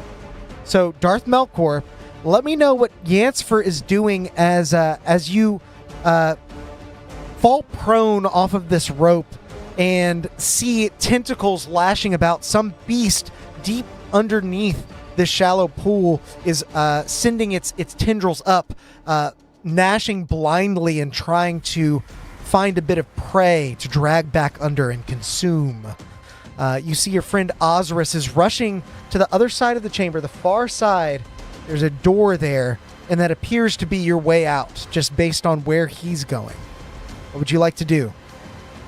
Osiris. Ozrus is his name. While we're on break, I mentioned that you could always try and make the octopus laugh. It only takes 10 tickles, and Grim Reaper said you should try it out first with some test tickles. Had to repeat the joke. I don't kiss on the first date as I follow Osiris. No kissing on the first date. I think that is a good plan when it comes to tentacles. So, Yancifer, you're going to stand up from prone, and you're going to use your 15 feet of movement to get right behind Osiris here. You can go further. You do still have an action if you would like to use that to dash forward, or you can try and attack one of these tentacles, maybe take a different route. It's totally up to you. You are closed in this pit, so it's easy enough to see that there is only one way out. Unless you really want to get creative, that's up to you. I'm all for it. Yeah, painted these tentacles today as part of a Kraken mini. I'm not saying that's what they are, but I do have a Kraken mini ready in case, the need may arise one day. Never know when you might need a Kraken. Hate that. Yeah. Well, this is a very underwater heavy campaign. I'm not saying the Kraken's gonna pop out in this campaign, but it could. It could. No, he's saying it's going to pop out on our regular campaign when Tristan uses one of two of his. I dash as I say farewell, and I bid you a fond addy.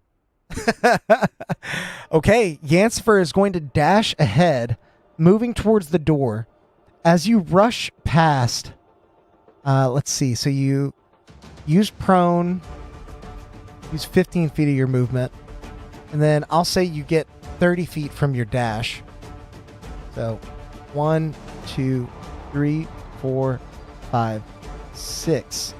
Now, as you dash through this chamber, these tentacles are writhing wildly, and one of them is going to take an attack of opportunity on you as you move past it. They do have a 15-foot reach, you realize, just a bit too late.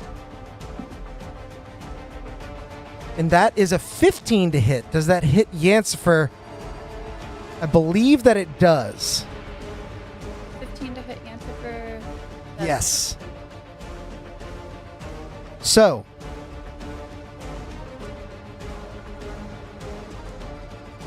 as this tentacle lashes out and connects, you're going to take 10 points of bludgeoning damage, bringing you down to just 2 HP.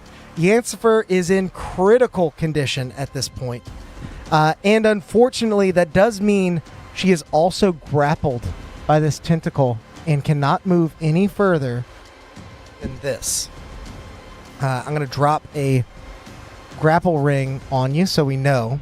You are also restrained, but I'll just do the one ring. The one ring. As the tentacle wraps around you and begins to constrict and bind, you feel its suckers attaching to every fleshy bit of your body, including your poor little halfling feet. Suddenly, there are tiny little pincers and teeth that appear to be gnashing at the skin as you are held in place, hoping, praying that someone comes along to get you out of this mess. As we now move to Valen. What would you like to do, Valen? As you see your friend is snatched up by one of these tentacles rushing through the chamber. You do see the door on the far side, and you do see Ozris making his way forward as well.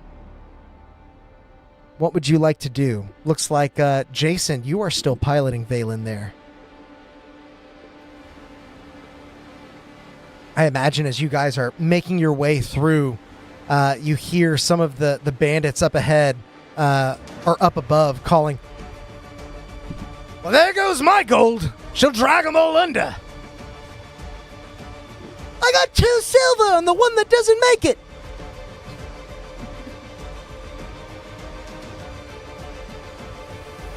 Valen continues her rage-filled rage and moves to the tentacle that now has Yansifer gripped and restrained. Okay. Valen then attacks with Wild Love to free Yansifer. Wild Love is quite the attack. As you close on this tentacle that is gripping your friend, keeping them from progressing forward, you bring your Morning Star to bear and slam it against the tentacle. Make an attack roll for me. Let me know if this is reckless or not. I guess if you want to do reckless, you can just roll it with advantage. That way you're not wasting too many of your slots.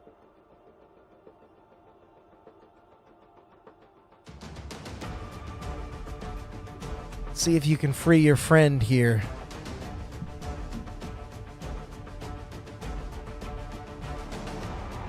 I will say a hit will prompt a check from them to see if they can escape.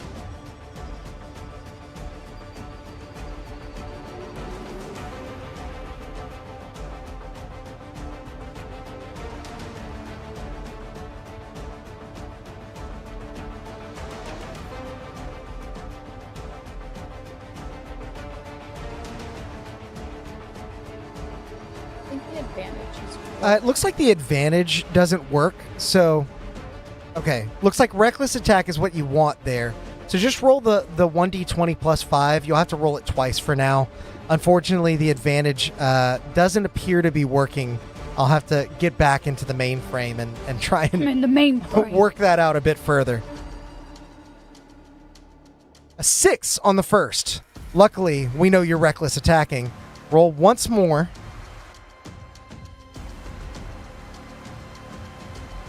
A 22 will definitely hit as you connect with this foul creature or some part of the much larger body beneath the surface.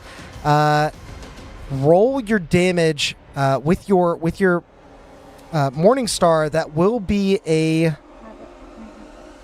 plus 5, and it's a 1d8 plus 3. Plus 5 to hit. 1d8 plus 3, and what's the rage bonus? I believe it's 2, right? It's 2. Yeah. So you can do 1d8 plus 5. See how much damage you're dealing. It also has a weapon mastery. It does. You can reduce its speed by 10 feet. Is it slow or sap? It's slow. Oh, Morning Star is sap. 8 points of damage as the Morning Star's big metal head swings into this tentacle, finding purchase and piercing into it. You almost have to pull with all your might just to get the weapon back out of the tentacle as it sort of writhes and you hear this guttural quake beneath you. I need now for our good friend Yansifer, piloted by Darth Melkor, to make a acrobatics or athletics check. Just roll a d20 for me. Looks like your acrobatics would be the better choice. With a plus 2. This chance has given you just enough room to possibly wriggle out of the tentacle's grasp. And a 14 is going to do it as you are free from the grapple. You land on your feet, just shy of the tentacle, just inside of its range. But you know that it can no longer opportunity attack you, at least until your next turn. They changed the way that rage works, and I can't look at it. Oh, that's all good. We'll make it work. I will find it. Now, Valen, you used pretty much all of your movement after standing up from prone to get up onto that tentacle and make your attack. So as you continue to rage against what lies beneath the surface here, we move on to Nerethys. What would you like to do as you see your friends struggling to make their way towards the door on the far side of this chamber? Bandits holler from the rafters above, calling out for bets, loosing arrows that plummet into the water below, far from hitting you, but still dangerous nonetheless.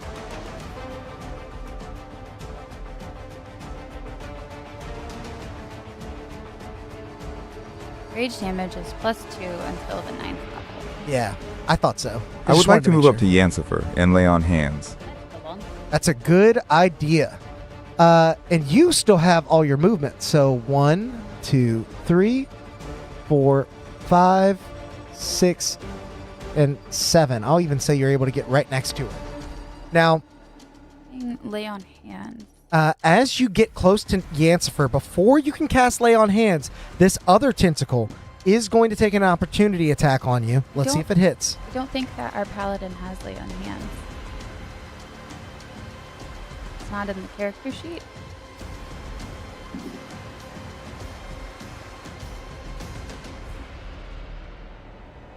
I'm a bit confused by that. Thought you should. Unless we just didn't take it. It's a bonus action. Are you looking into the wrong Looking at thing? spells. Yeah, Lay on Hands. It's right there.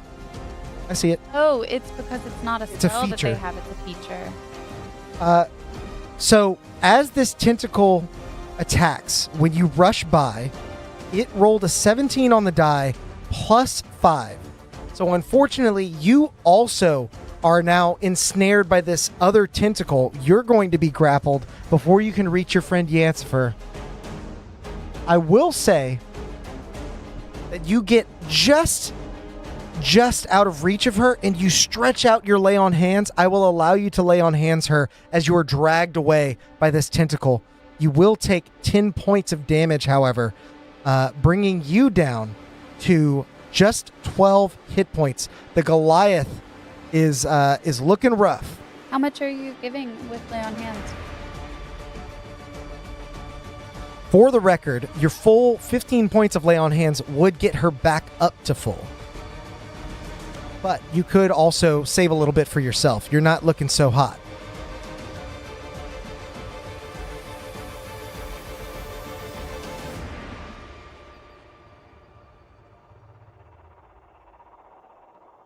No, Andres, I don't think we have any wild magic in this campaign yet.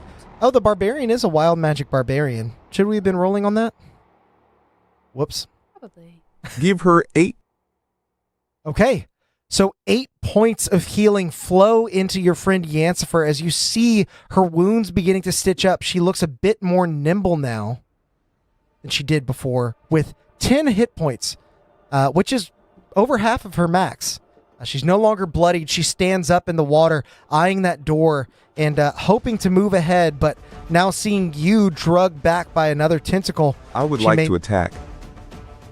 Okay, yeah. You do still have your action, so you can attack. If you would like, you can attack the tentacle and attempt to escape its grasp. So go ahead and roll a d20 for me.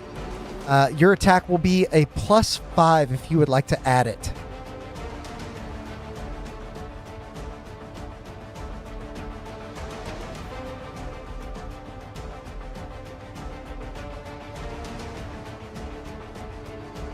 A 20.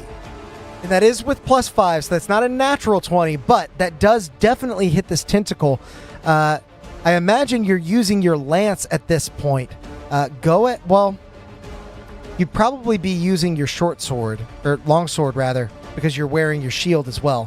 For those of you wondering where Nerethys' shield is, it's on his back, but he is technically wielding it, so that'll be 1d8 damage. You did use your bonus action, so no smites this turn, but go ahead and roll your 1d8 plus 3. I tried to roll a 1d8. Oh, I can't. Yeah, you're not piloting. Oh, but I thought I was a mod, so I could do it. But, so then I need to get them to roll 8 points of damage. wild magic surge. That should have happened. Okay. So, Russell, we'll need you to roll a 1d8 to see what happened a long time ago when Valen entered her rage. Yeah, thank you. Sorry. Once again, I didn't have all the time I wanted to be able to look across all the character sheets. So I do have most of it in the back of my mind, but there's a few things that may have slipped. I'll do better next time. Mark my words. Sorry, XIVM. I didn't know that it was a wild magic sorcerer or a barbarian. 2 is what was rolled by our good friend Russell. So they teleported 30 feet to an unoccupied space, up to 30 feet. Okay, so Russell, because we missed this earlier, I will allow you to use that now. We'll say it was a delayed wild magic surge. You can also use this effect on each of your turns as a bonus action until your rage ends. Whoa! That is a really good one for this. I'm so specifically. sorry, XIVM. I know y'all kept saying, like, crazy things are happening. It did not register in my brain that this was a wild magic barbarian. It's all good. We got it. So, Russell, let me know if you would like to teleport, if you'd like to go 30 feet ahead, or teleport towards the one that is currently gripping Nerethys, although he may be about to escape. And while you mull that over, Nerethys, you can actually roll a acrobatics or athletics check. Let's see which is... teleport to the one grappling the Goliath. Okay. So you teleport over to the one grappling Nerethys so that you can hopefully free them as well. Nerethys, I'm going to have you roll a acrobatics or athletics check. Your acrobatics is not nearly as good as your athletics.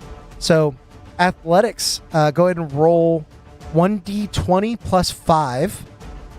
And you do technically get advantage on this, but I'll see if you break free on the first roll.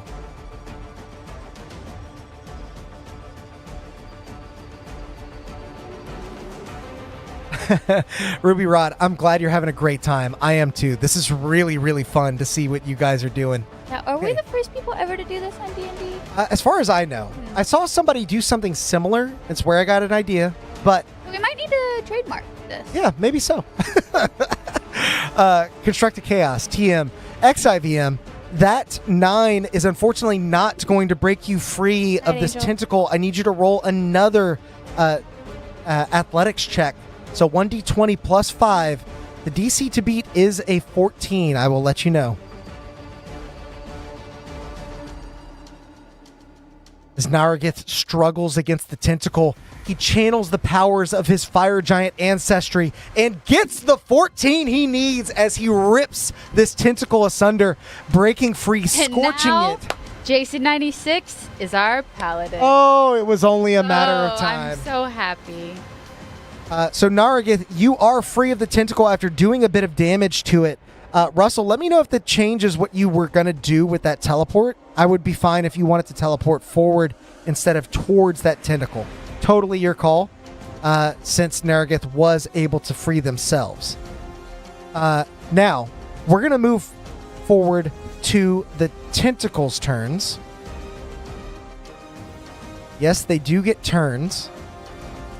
And one of them is going to try and attack Yancifer.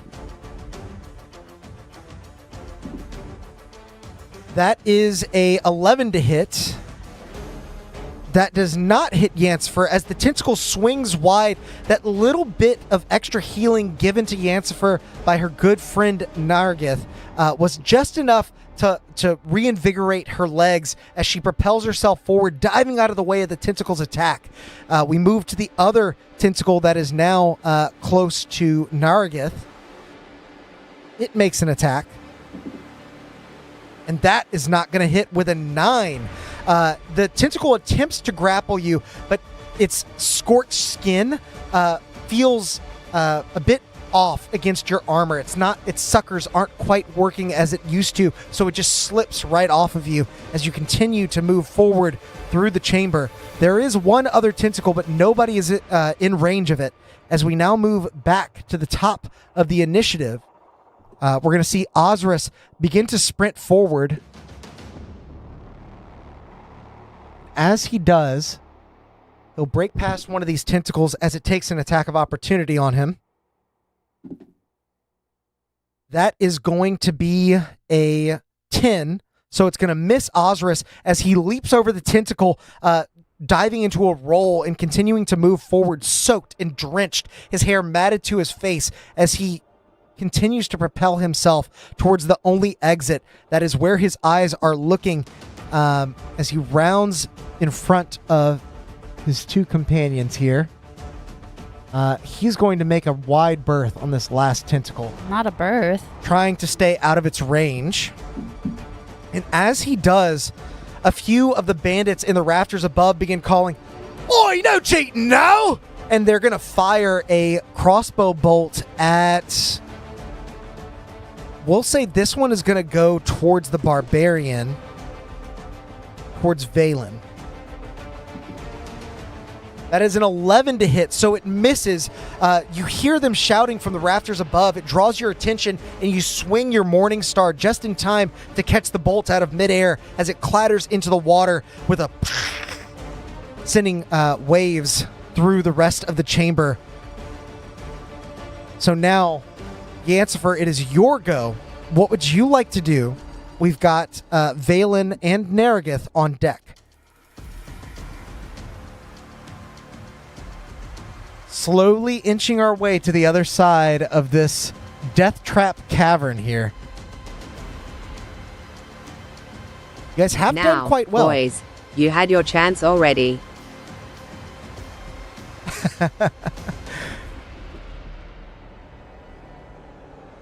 Darth Melkor, that'll be you in the Yancifer pilot seat. Let me know what you'd like to do.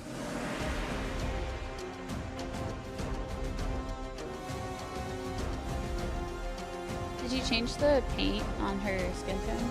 I didn't, but it still looks pretty good. I can see it on the map, and it actually looks good. You did a very good job on that. Mo painted our good friend Valen here. She did a very nice job.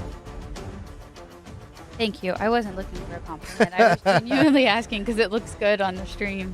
And you guys are doing really good too, by the way. Cast magic missile at tentacle. That had me gripes. Okay. Well, magic missile, as we know, is definitely going to hit. So, I believe it's 4d4? Not mistaken? Who is that? Yeah. Magic missile is 1d4. Yeah, but how many times? It's a bunch of missiles. I think it's 3. 4.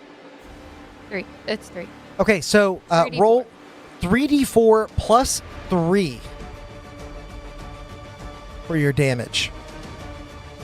As all 3 of the darts fly from your palm, connecting with the same tentacle that did you wrong only moments ago.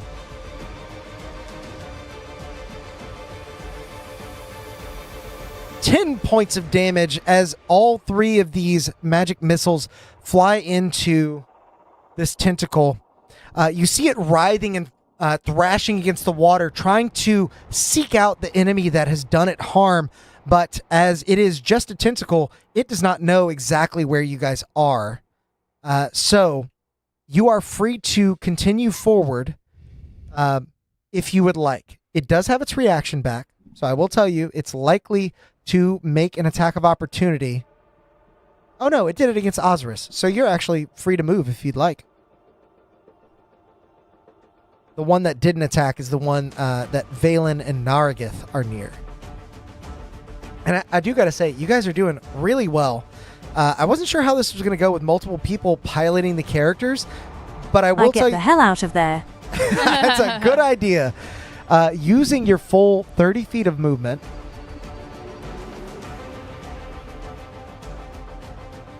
You need me to move it? Just one more forward, if you don't mind. I'll say you're even able to copy Osiris's lead and skirt the range of this other tentacle.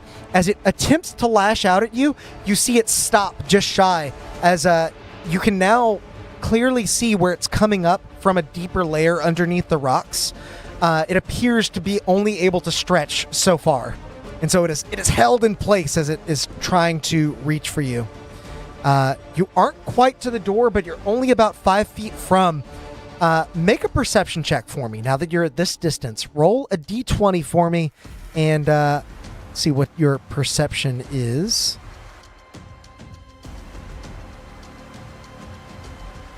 That'll be a -1. So d20 -1 for me. Or I'll minus one. Yeah, we'll minus it. It's a nat 20! It is a nat 20! So. Oh, you know what? What a way to go out, Darth Melkor. Very you're nice. coming in right after a nat 20. Yeah, you got a lot to live up to there. Gansfer, as you get close to the doorway, you see out of the corner of your eye a rusty lock wrapped in chains holding this gate closed, and you feel your heart sink as you turn towards Osiris, who appears to be noticing the same thing. He begins fumbling through his cloak, hopefully for some thieves' tools, but he looks back to you. I'm not very good at these. We now move on to Valen's turn. Valen, you are currently engaged with this tentacle. I don't think I heard from you before if you wanted to use that teleport in a different way since Nerethys was able to free himself. But if not, you are where you are on the battlefield, and it is your go. Let us know what you'd like to do.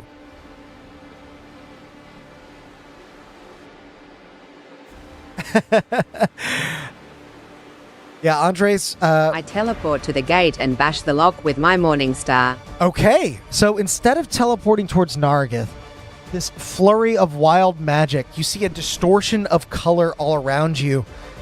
You channel the love in your heart that you held for this the shark person that you know watches longingly from the rafters. You teleport 30 feet ahead, and then you are able to move towards the door. And I'm going to say make an attack roll on this lock as you see your friends frantically trying to figure out how they're going to get past this obstacle.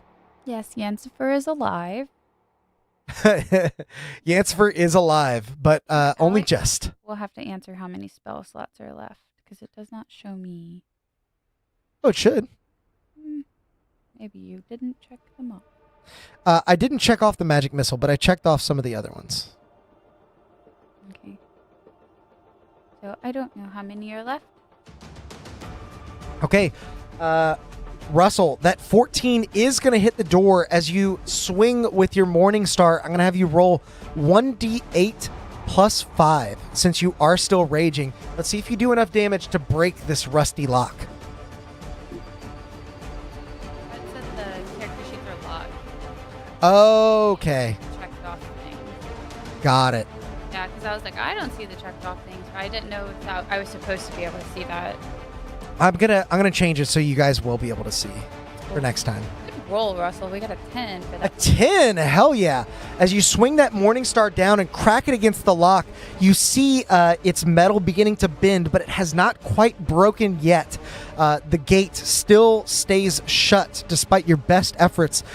Even though the lock is rusted, you can see that there's a flash of really high quality metal beneath it, and the rust may actually be making it harder to dislodge.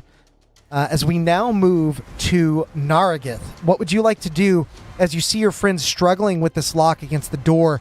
You are surrounded by these tentacles.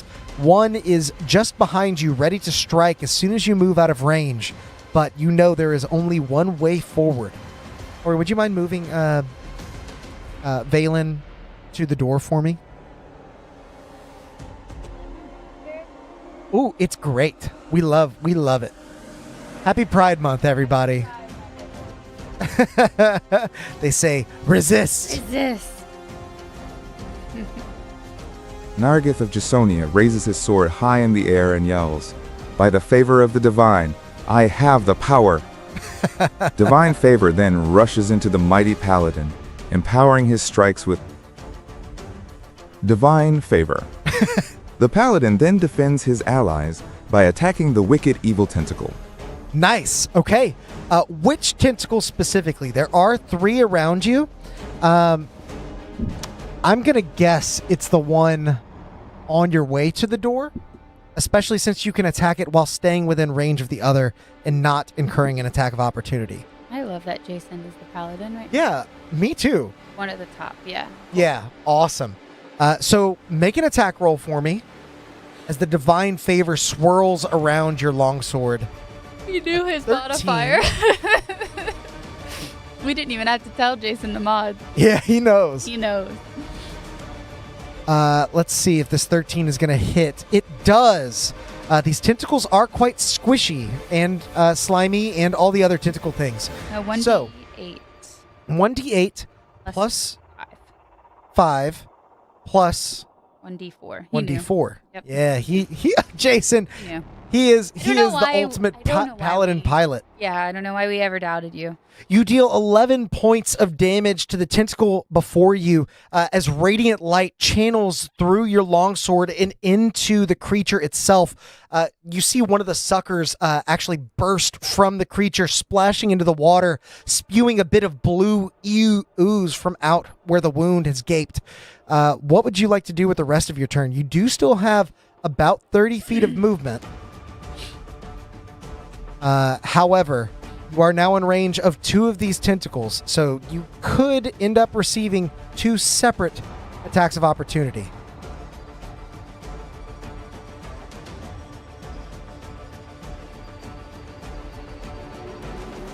I will say, Odd as Yancifer and Russell as Valen, be thinking about what you guys want to do on your turns, because we will be back to you pretty quickly.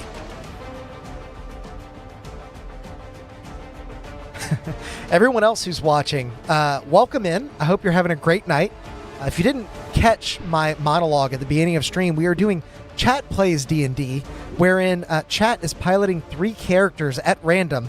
If you would like to opt into the roleplay, you can type Nargith's fiery red roleplay. beard ignites and divine light slices through the tentacle. He stay where he is to defend his allies from further attacks. Okay. Nargith, you recenter yourself and allow yourself to be bait for these tentacles as your allies focus on getting that door open. We now circle back to the top of, to the tentacles' turns. Sorry. And you, as I said, are within range of 2 of them. So you'll be getting 2 attacks from these tentacles. The first is a natural 20. Oh my god. I see it. It's true. Yeah. This is the ultimate DM screen. You guys can't see if I'm lying or not. They can't see me to know if I'm lying on behalf. So, Nerethys, with a natural 20, you are going to take 7 doubled to 14 plus 3, 17 points of damage. Does that knock you down? It does. Oh my god. Nerethys, unfortunately, is now unconscious on the ground and grappled by one of these tentacles. Feeling the prey go limp in its grasp, the other tentacle is going to try and maneuver into a position where it can hopefully attack on the next turn. It's not quite in range, but they only have 10 feet of movement. So, now it is Yancifer's turn. As you hear the crowd above... Oh, sorry, it is Osris's turn. He is going to move the rest of the way to the door. As As you Yancy rises from the floor, shadowy tendrils start to emit from their hair. She will cast darkness, putting innate sorcery into it, both quickening it and making it opaque to them. Nice. Okay, darkness. Where are we placing the darkness? Are we placing it so that the tentacles can't see? So sort of centering it on them? It is a 15-foot radius sphere, so I'll say you'll be able to get 2 of the tentacles at any given time. I don't think you'll be able to get all 3. Actually, no. I think you'll be able to get all 3 if you want to. Just barely.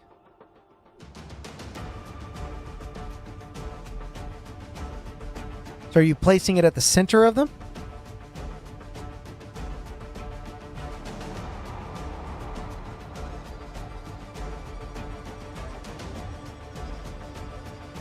I'm seeing yeah. So that it grabs 2 closest to the 2 closest to the door.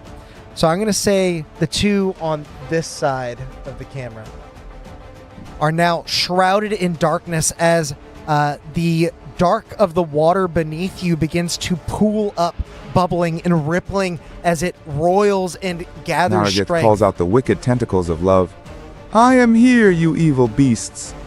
Nargith takes a critical hit, but he takes it like the great paladin he is, knowing his sacrifice saves his allies.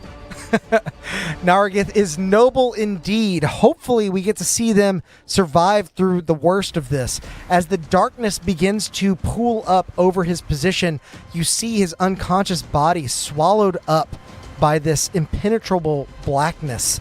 The tentacles are now blinded, those 2 on the right at least. Are you doing anything else with your turn, Yancifer? I'll say while you make your decision, Osiris is making his way towards the door. When he sees this occur, you see him hesitate for a moment, and he's going to rush back in towards Nerethys. Feeling around in the dark, he does find you, and he is going to force feed you a potion of healing. So you'll regain 2d4 plus 2 hit points. I'll actually say, Jason, you can roll this for us. That way we can all see how much healing you're about to get from your contact's contact.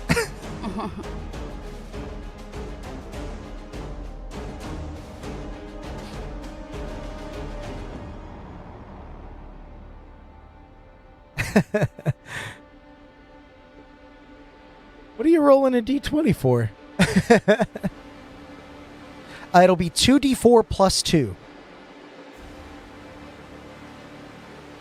Let's see how much healing our friend Nargith is going to get. It'll be enough to pop him up, but will it be enough to save him?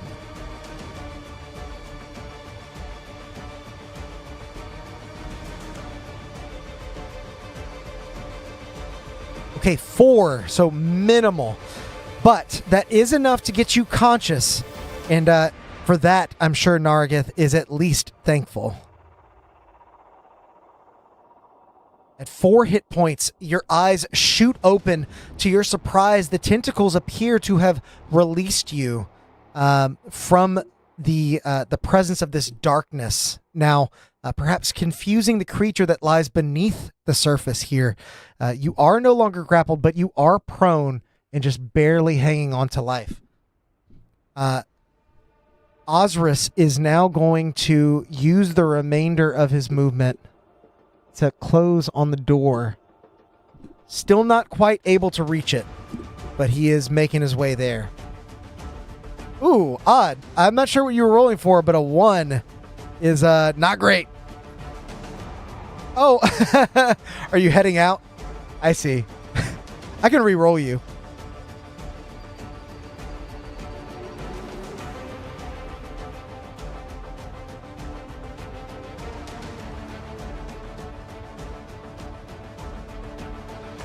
Okay, Darth Melkor, you're back in the driver's seat as Yancifer. It is actually now Valen's turn, however. Russell, you are still close on that door. The lock has not quite budged yet, but it is loosened. As these tentacles are slowly closing in on you, your friends are barely holding it together behind you. What would you like to do? Can I use reckless attack against the lock? Oh, absolutely you can use reckless attack on the lock. Roll a d20 and then roll it again. We'll see if you get a nat 20 on the first roll.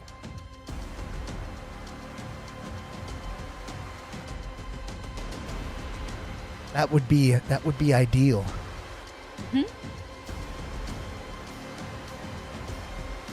Okay, so that 7 will still hit, but go ahead and roll another one. Let's see if you can manage to hit a little better.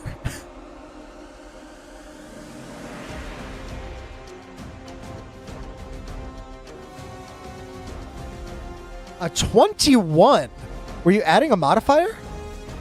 Nice, with a +5. So sorry, that 7 before wouldn't have hit. I didn't realize you'd already added that +5. So the 21 does find purchase. You take a moment to stabilize yourself in the shallow pool as you swing your Morning Star overhead and channel the last little bit of your rage into your swing. You connect with the lock. Roll 1d8 +5. We're gonna see how much damage you do to it. For Morningstar, it's 1d8 +3. But raging. Raging +5. 7 total. 7 total. As you connect with the lock, you feel the weight of the metal against yours, and as you push in with all your might, you hear it click open as the lock, rusted and worn, falls into the water and begins to sink into the shallow pool. The gate is now open as you use your might to throw the portcullis upwards. You see the crowd behind you thrown into an uproar as the way is now open. What would you like to do? You do have some movement left, or you can try and stay behind and help your friends get past. So it just reassigned to XIVM. So XIVM is now Valen, taking over the... Oh yeah, making this decision. XIVM, do you want to charge forward into the cavern ahead and escape this nightmare, or are you going to try and stay behind to help your friends along the way?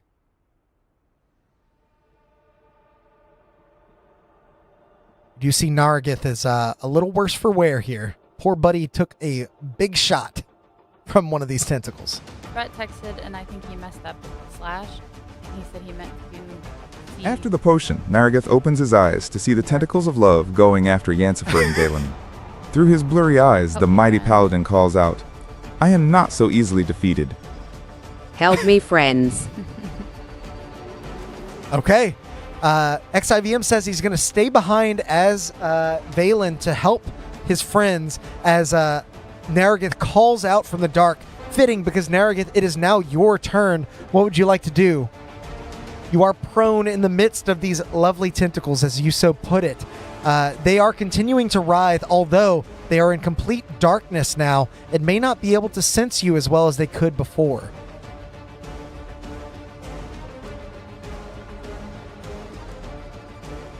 The gate is open. You are all on your last leg, just hoping to make it to safety so that you can plunge yourself into even further danger just beyond.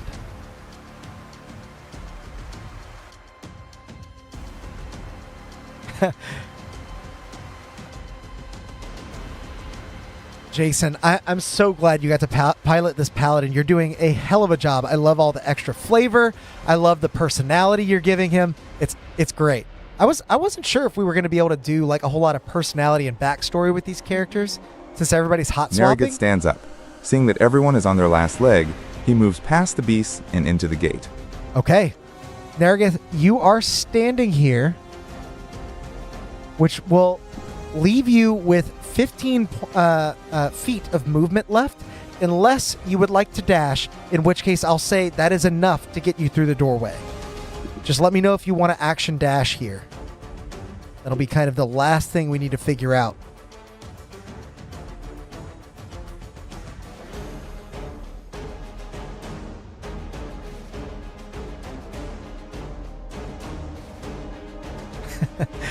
It's a lovely tentacle. Who knows what potions or equipment we could make out of a tentacle of love? Good point, Andres. If you guys missed the beginning of the stream, welcome in. You can join the chaos by typing roleplay into chat, ! Roleplay. And if you have chaos points, you will be put to the front of the line to pilot one of these characters. 400 chaos points Nerethys get you there. dashes as fast as he can past the tentacles of love. Oh, Andres is now piloting Nerethys as he breaks the threshold into the hallway beyond. We're going to speed this along as you slam past the iron gate and into a slim corridor on the other side. Just as a tentacle slaps the ground behind you, shaking the stones, the rest of you follow suit as you hear the cavern beyond in an uproar. The tentacles lash out as Osiris skids to a halt, tugging uselessly under his cursing under his breath. He makes it through just as the tentacles are beginning to lash and writhe through the corridor, just out of reach. You hear them squeal and recoil as they are stretched just a bit too far, but you know you are not quite out of the woods yet. Osiris continues to lead you through this narrow canyon, enemies just on your heels. But after a short time, you all find yourselves in a quiet safety, out of harm's reach, finally.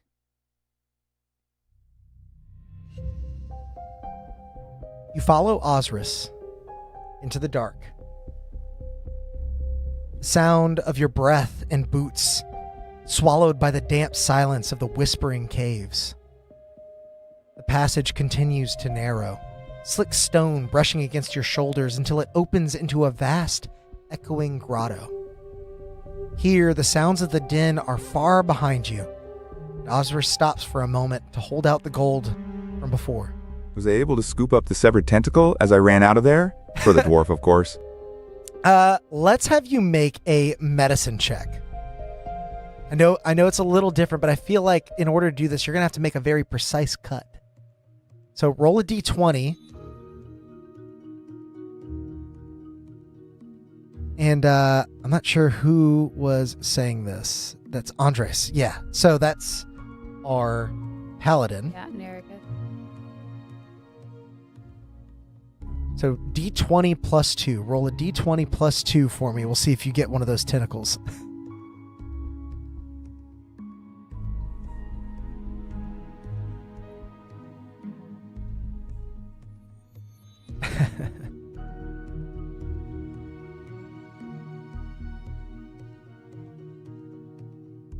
A 22. Holy hell.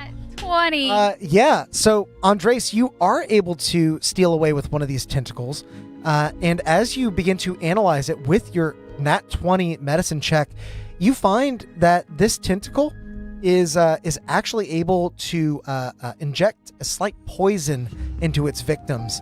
And you can not only keep the tentacle if you would like, but harvest the poison into 3 doses. It deals 1d4 poison damage and forces creatures to make a DC 13 con save or become poisoned for 10 minutes. Very nice find there. As you're kind of messing with the tentacle, Osiris holds out that bag of coin. He's, sorry about that. I think this belongs to you.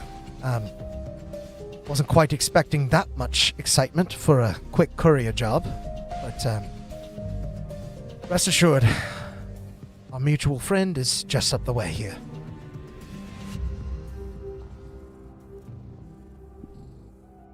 You all continue to wander down the caverns, questions burgeoning at the very edges of your minds. If there's anything you'd like to ask Osiris or investigate within these caverns. It seems to be one light. Yeah, I used the gold to pay for your drinks back there. Honestly, for the extra trouble, I'll toss in one of my own. As he reaches down and passes you an extra gold. Now, each of you is going to get 200 gold from this sack of 600. But this is just an advance, Osiris assures you. There is more to come, and much more dangerous work lies ahead. If any of you have any questions for Osiris or any investigations you'd like to do of these caverns, now would be the time. As you kind of wander through, you do hear the faint trickle of water, and as it reverberates off the walls, it almost sounds like a voice whispering in your ear, hearkening to tales long gone, histories long lost. You imagine not many people come down here beyond the Deepwater Den to this dangerous section of tunnels beneath Tethys, the larger of the two islands that make up Nerethys.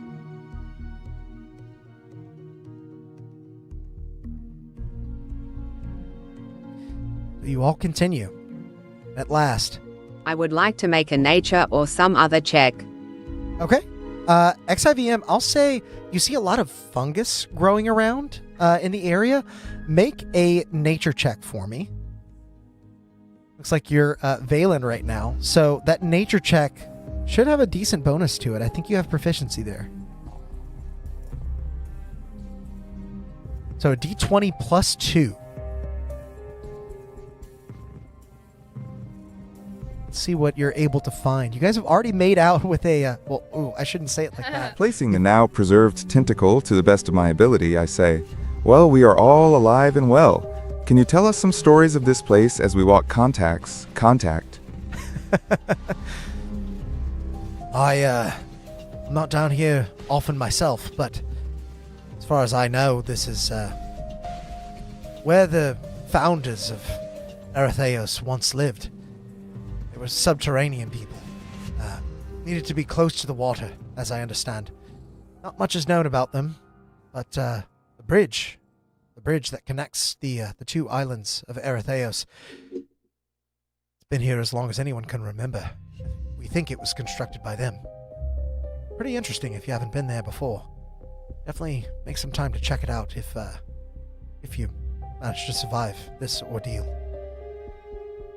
Now, XIVM, with your 10 nature check, unfortunately, you're not able to find much, or rather what you do find, you're not sure exactly what it is. You see a bioluminescent enoki mushroom cluster that is long stalks of fungi glowing with sort of a light blue aura.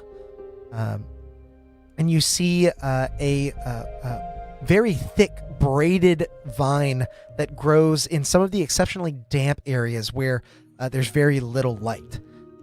These two plants appear to be mostly benign and harmless, but you're not familiar with the species, so I'll let you decide if you want to interact with either of those.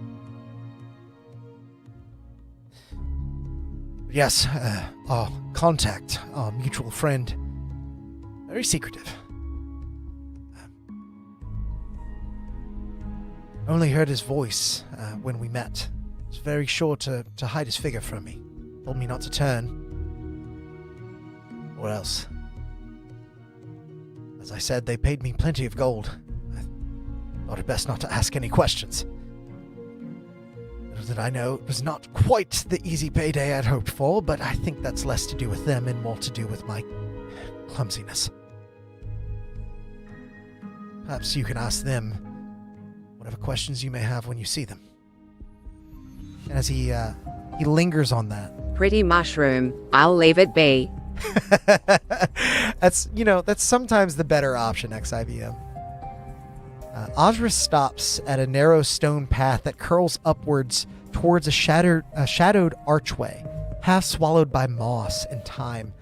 Beyond it, you glimpse a darker chamber, quiet, still, heavy with age. Crumbled stone pillars lean against the walls, and faint, ancient script curls along the floor like old tide marks. Osiris exhales. This is where I leave you. Our mutual acquaintance should be along soon to meet you here. I think I will visit the bridge when I'm able. This place is beautiful, so I must thank you and your employer for letting us see this ancient place. Well, I must thank you for seeing me through the hardship that got us here. Again, sorry to endanger you before the danger actually arrived. But, you know where to find me. I'll be around. If you ever want a tour, again, if you survive, let me know. I'll I'll show you the sights. The Church of Nerethys in particular can be a beautiful, beautiful cultural touchstone atop the bridge of Nerethys. But as I said, here is where I leave you. My contact was very, very specific when he said he would not show himself until I was long gone. Whoever you are, he seems to trust you more than me. Good luck.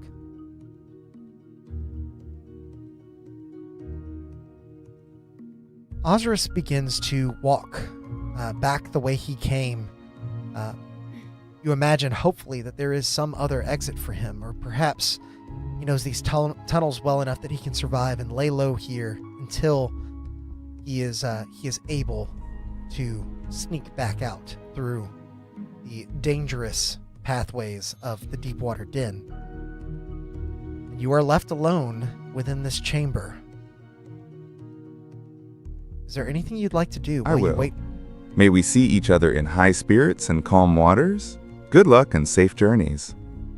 Osiris says nothing as he vanishes into the dark of the caves beyond. He just simply waves a hand and gives you a subtle gesture with his open palm as he continues to walk forward. As all of you are left alone, is there anything you'd like to do within this cavern? It appears to contain a bit more history than you might have expected to find this far underground. I will say it's quite dark, so any of you that are lacking dark vision, I believe that is two of you, both Nargith and Yancifer, may find it hard to see here. Although, Yancifer, you are a shadow sorcerer. I don't know if you have dark vision, but you certainly would be accustomed to being in the shadows. Don't have dark vision. Oh, yeah, they do. 120 feet. Oh, awesome. So, The only sadly, one that doesn't have it is Nerethys. yeah, Nerethys. I imagine you may be having a little bit of trouble seeing in here. But what would you like to do as you wait for your contact? I'll pose the question to the three of you. It's like Darth Melkor still at the helm for Yancifer, XIVM piloting Valen, and Andres using the able-bodied paladin, Nerethys.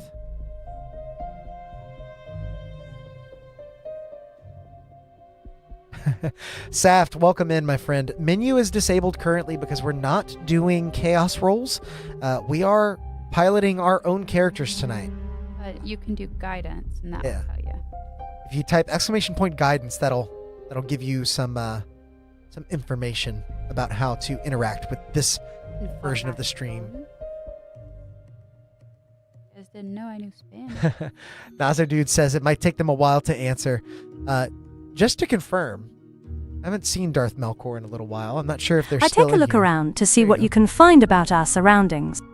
Okay. Darth Melkor, I'll say make a perception check, and I'll say you'll even get to make it with advantage. And while the advantage modifier isn't working on our roller, you can roll a d20. Can I cause my twice. beard to glow so that I may study the inscriptions?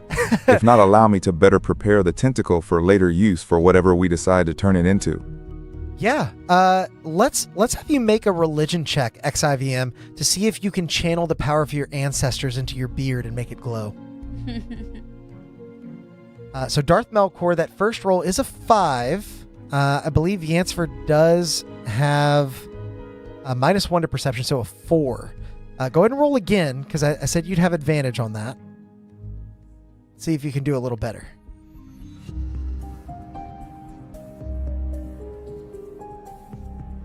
What secrets may lie in the dark of this chamber? Darth Melkor.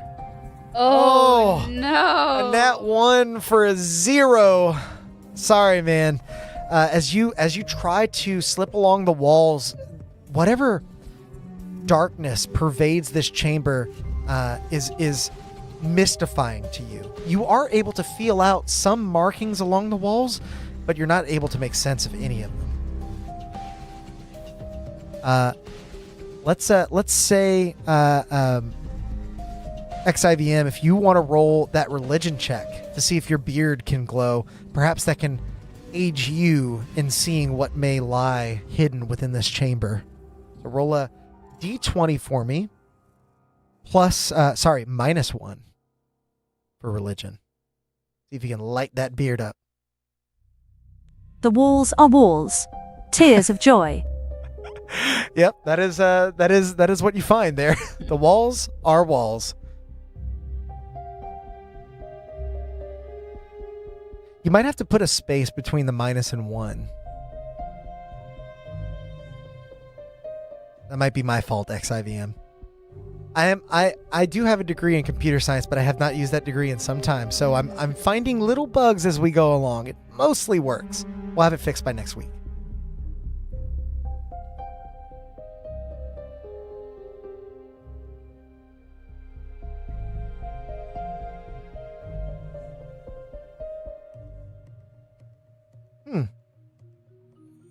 Try just rolling 1d20. I don't know why it's doing that. I can also try and trigger it myself. The minus might be messed Yeah, maybe the minus is messed up.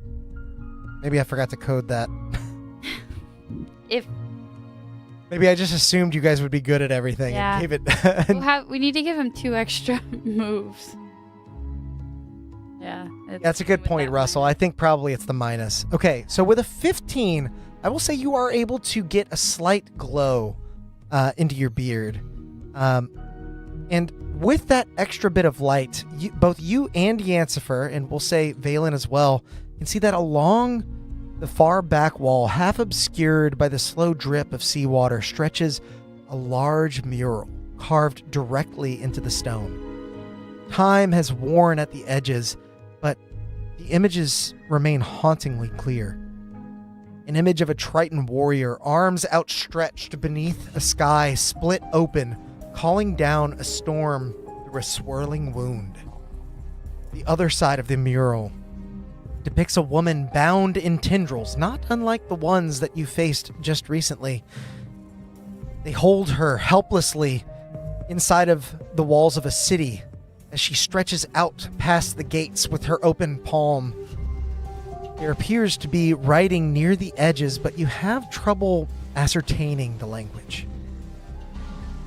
Then, the three of you hear a sound that disrupts your focus. Clack, clack, clack. Deliberate tap of wood on stone echoing through the grotto. A tall silhouette emerges from the shadows near the entrance to the chamber, cloaked and hooded. They don't speak at first. They just stand there, staring towards the mural of the storm and the drowning city. I've stared at that mural for a long time, too. Something doesn't seem right about it. What's depicted is ages past, but it looks a lot like the events of a few weeks ago. Wouldn't you say? What do you make of it? He asks to the three of you. Hard to make out his features, especially in the dark here. You can at least tell that this is a male voice. Tall, slender, shadowed. Who else would this be but your contact? This must be who you were sent to find.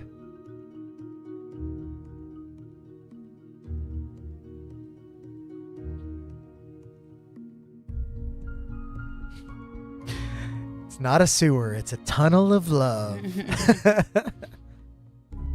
Saft is reminding that somebody may have comprehend languages. Let me double check our sorcerer here.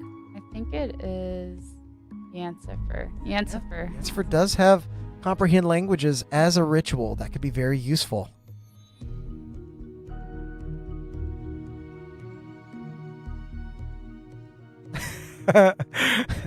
Tall, dark, and handsome. Valen, are you drooling?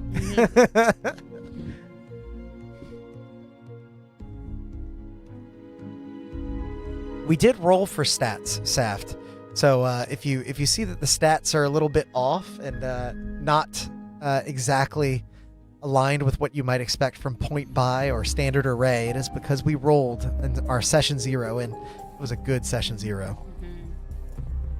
Ruby Road, that's very sweet. They've been kind to us all night. That although the format is awesome, the technology is great. No let's Shark not Boy forget the is my story's bae. original interesting angle. XIVM says, Shark Boy is my bae.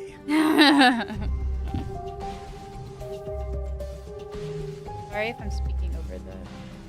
Darth Melkor, I don't know why it didn't History pick up... repeats if allowed, as they say. What strikes me is that those tentacles looks like the tentacle of love we have here. I pull out the tentacle to compare it to the ones in the mural. I think they typed at the same time. So Saft, you begin to sit down and try and focus on comprehend languages, casting your magic to hopefully glean a bit more about the writing that surrounds this mural. And Andres, as you answer your contact's question, I don't know. I did see the ones that you're talking about. They've been causing quite a stir in the Deepwater Den, but they seem small. Maybe they're connected? Could be. Certainly. I'm more drawn to the writing. And as he points at it, Darth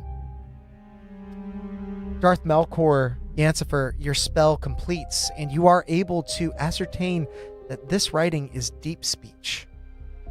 You see written over the Triton warrior the word Ainir. You know this to be the name of one of the two islands that make up Eretheos. You see over the city the word Tethys, the name for the other island, the one that you all reside within currently. And last, but certainly not least, you decipher the word zealous. This may not ring any bells for you, but because you are the first to decipher this, I will have you roll a history check for me. So Yancifer, that will be history d20 plus 3. Yay, a bonus. We like that. It is pronounced zealous, but it is Z-H-E-L-E-S. For longtime viewers, you may recognize this as a very important name from our first campaign and from the campaigns that we've run after. An 18 history check. I'll say with that good of a check, Yancifer's probably pretty well traveled. Not only do you know that zealous is a name that carries multiple meanings, but you know generally what those meanings relate to. Zealous was first the name for an ancient creature, one that was foretold to bring the doom of the world. Their plots have been foiled many, many times over the ages, but still, they have not been fully defeated. You also know that there is a land on the mainland of Roria called Zealous. This place is called so because it is doomed. The details of why it was named Zealous may escape you, but you do know that this writing likely refers to the ancient being Zealous. And the fact that tentacles are depicted within the mural, you imagine that they may relate to whatever creature Zealous is or once was. So, what do you know of the depths? You guys have been around town. I've been keeping an eye on you. Surely you've heard, a secretive order. Some people don't even think they exist, but they do. They do. Used to work with them, actually. But, I think after I outlived my usefulness, they stopped answering my questions. It's part of the deal. I have a sneaking suspicion that they may be involved in this, whatever happened a few weeks ago. They seem to be obsessed with the history of Eretheos, and, well, Looks like something very similar happened way back when. So, since they know my face, they heard my thoughts, I can't go myself. I'll need you to investigate for me. You in? There's good money in it for you. And despite what you've heard about the depths, they can be pretty docile so long as you don't cross them. So, maybe it's not quite as dangerous as it seems on the surface. At the very least, I've got deep pockets. Got good resources. I can pay you each 1,000 gold, not including the 200 advance you've already got just for coming here. Sounds like we need to stop.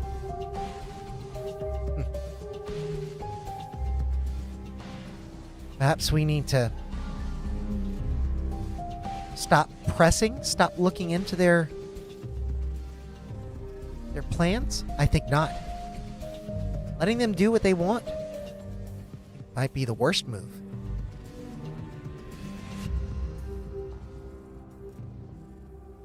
Yeah, 1,000 gold each. Take all the time you need to think it over, but pretty good Before deal. we're all burnt out toaster ovens.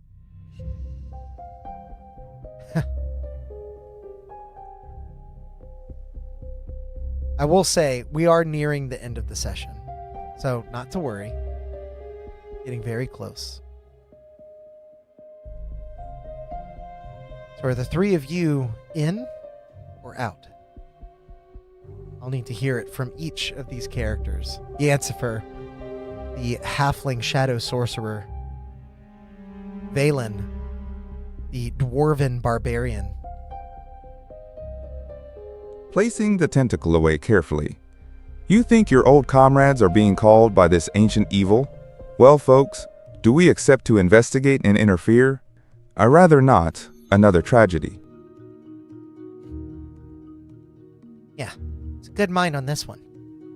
He knows when something doesn't quite feel right. I mean, that storm a couple weeks ago. I know we get If they are storms in, sometimes. I'm in. Looks like the team's maybe forming up then. All right. In that case, guess I can spill the rest of the beans. Let you in on my plan.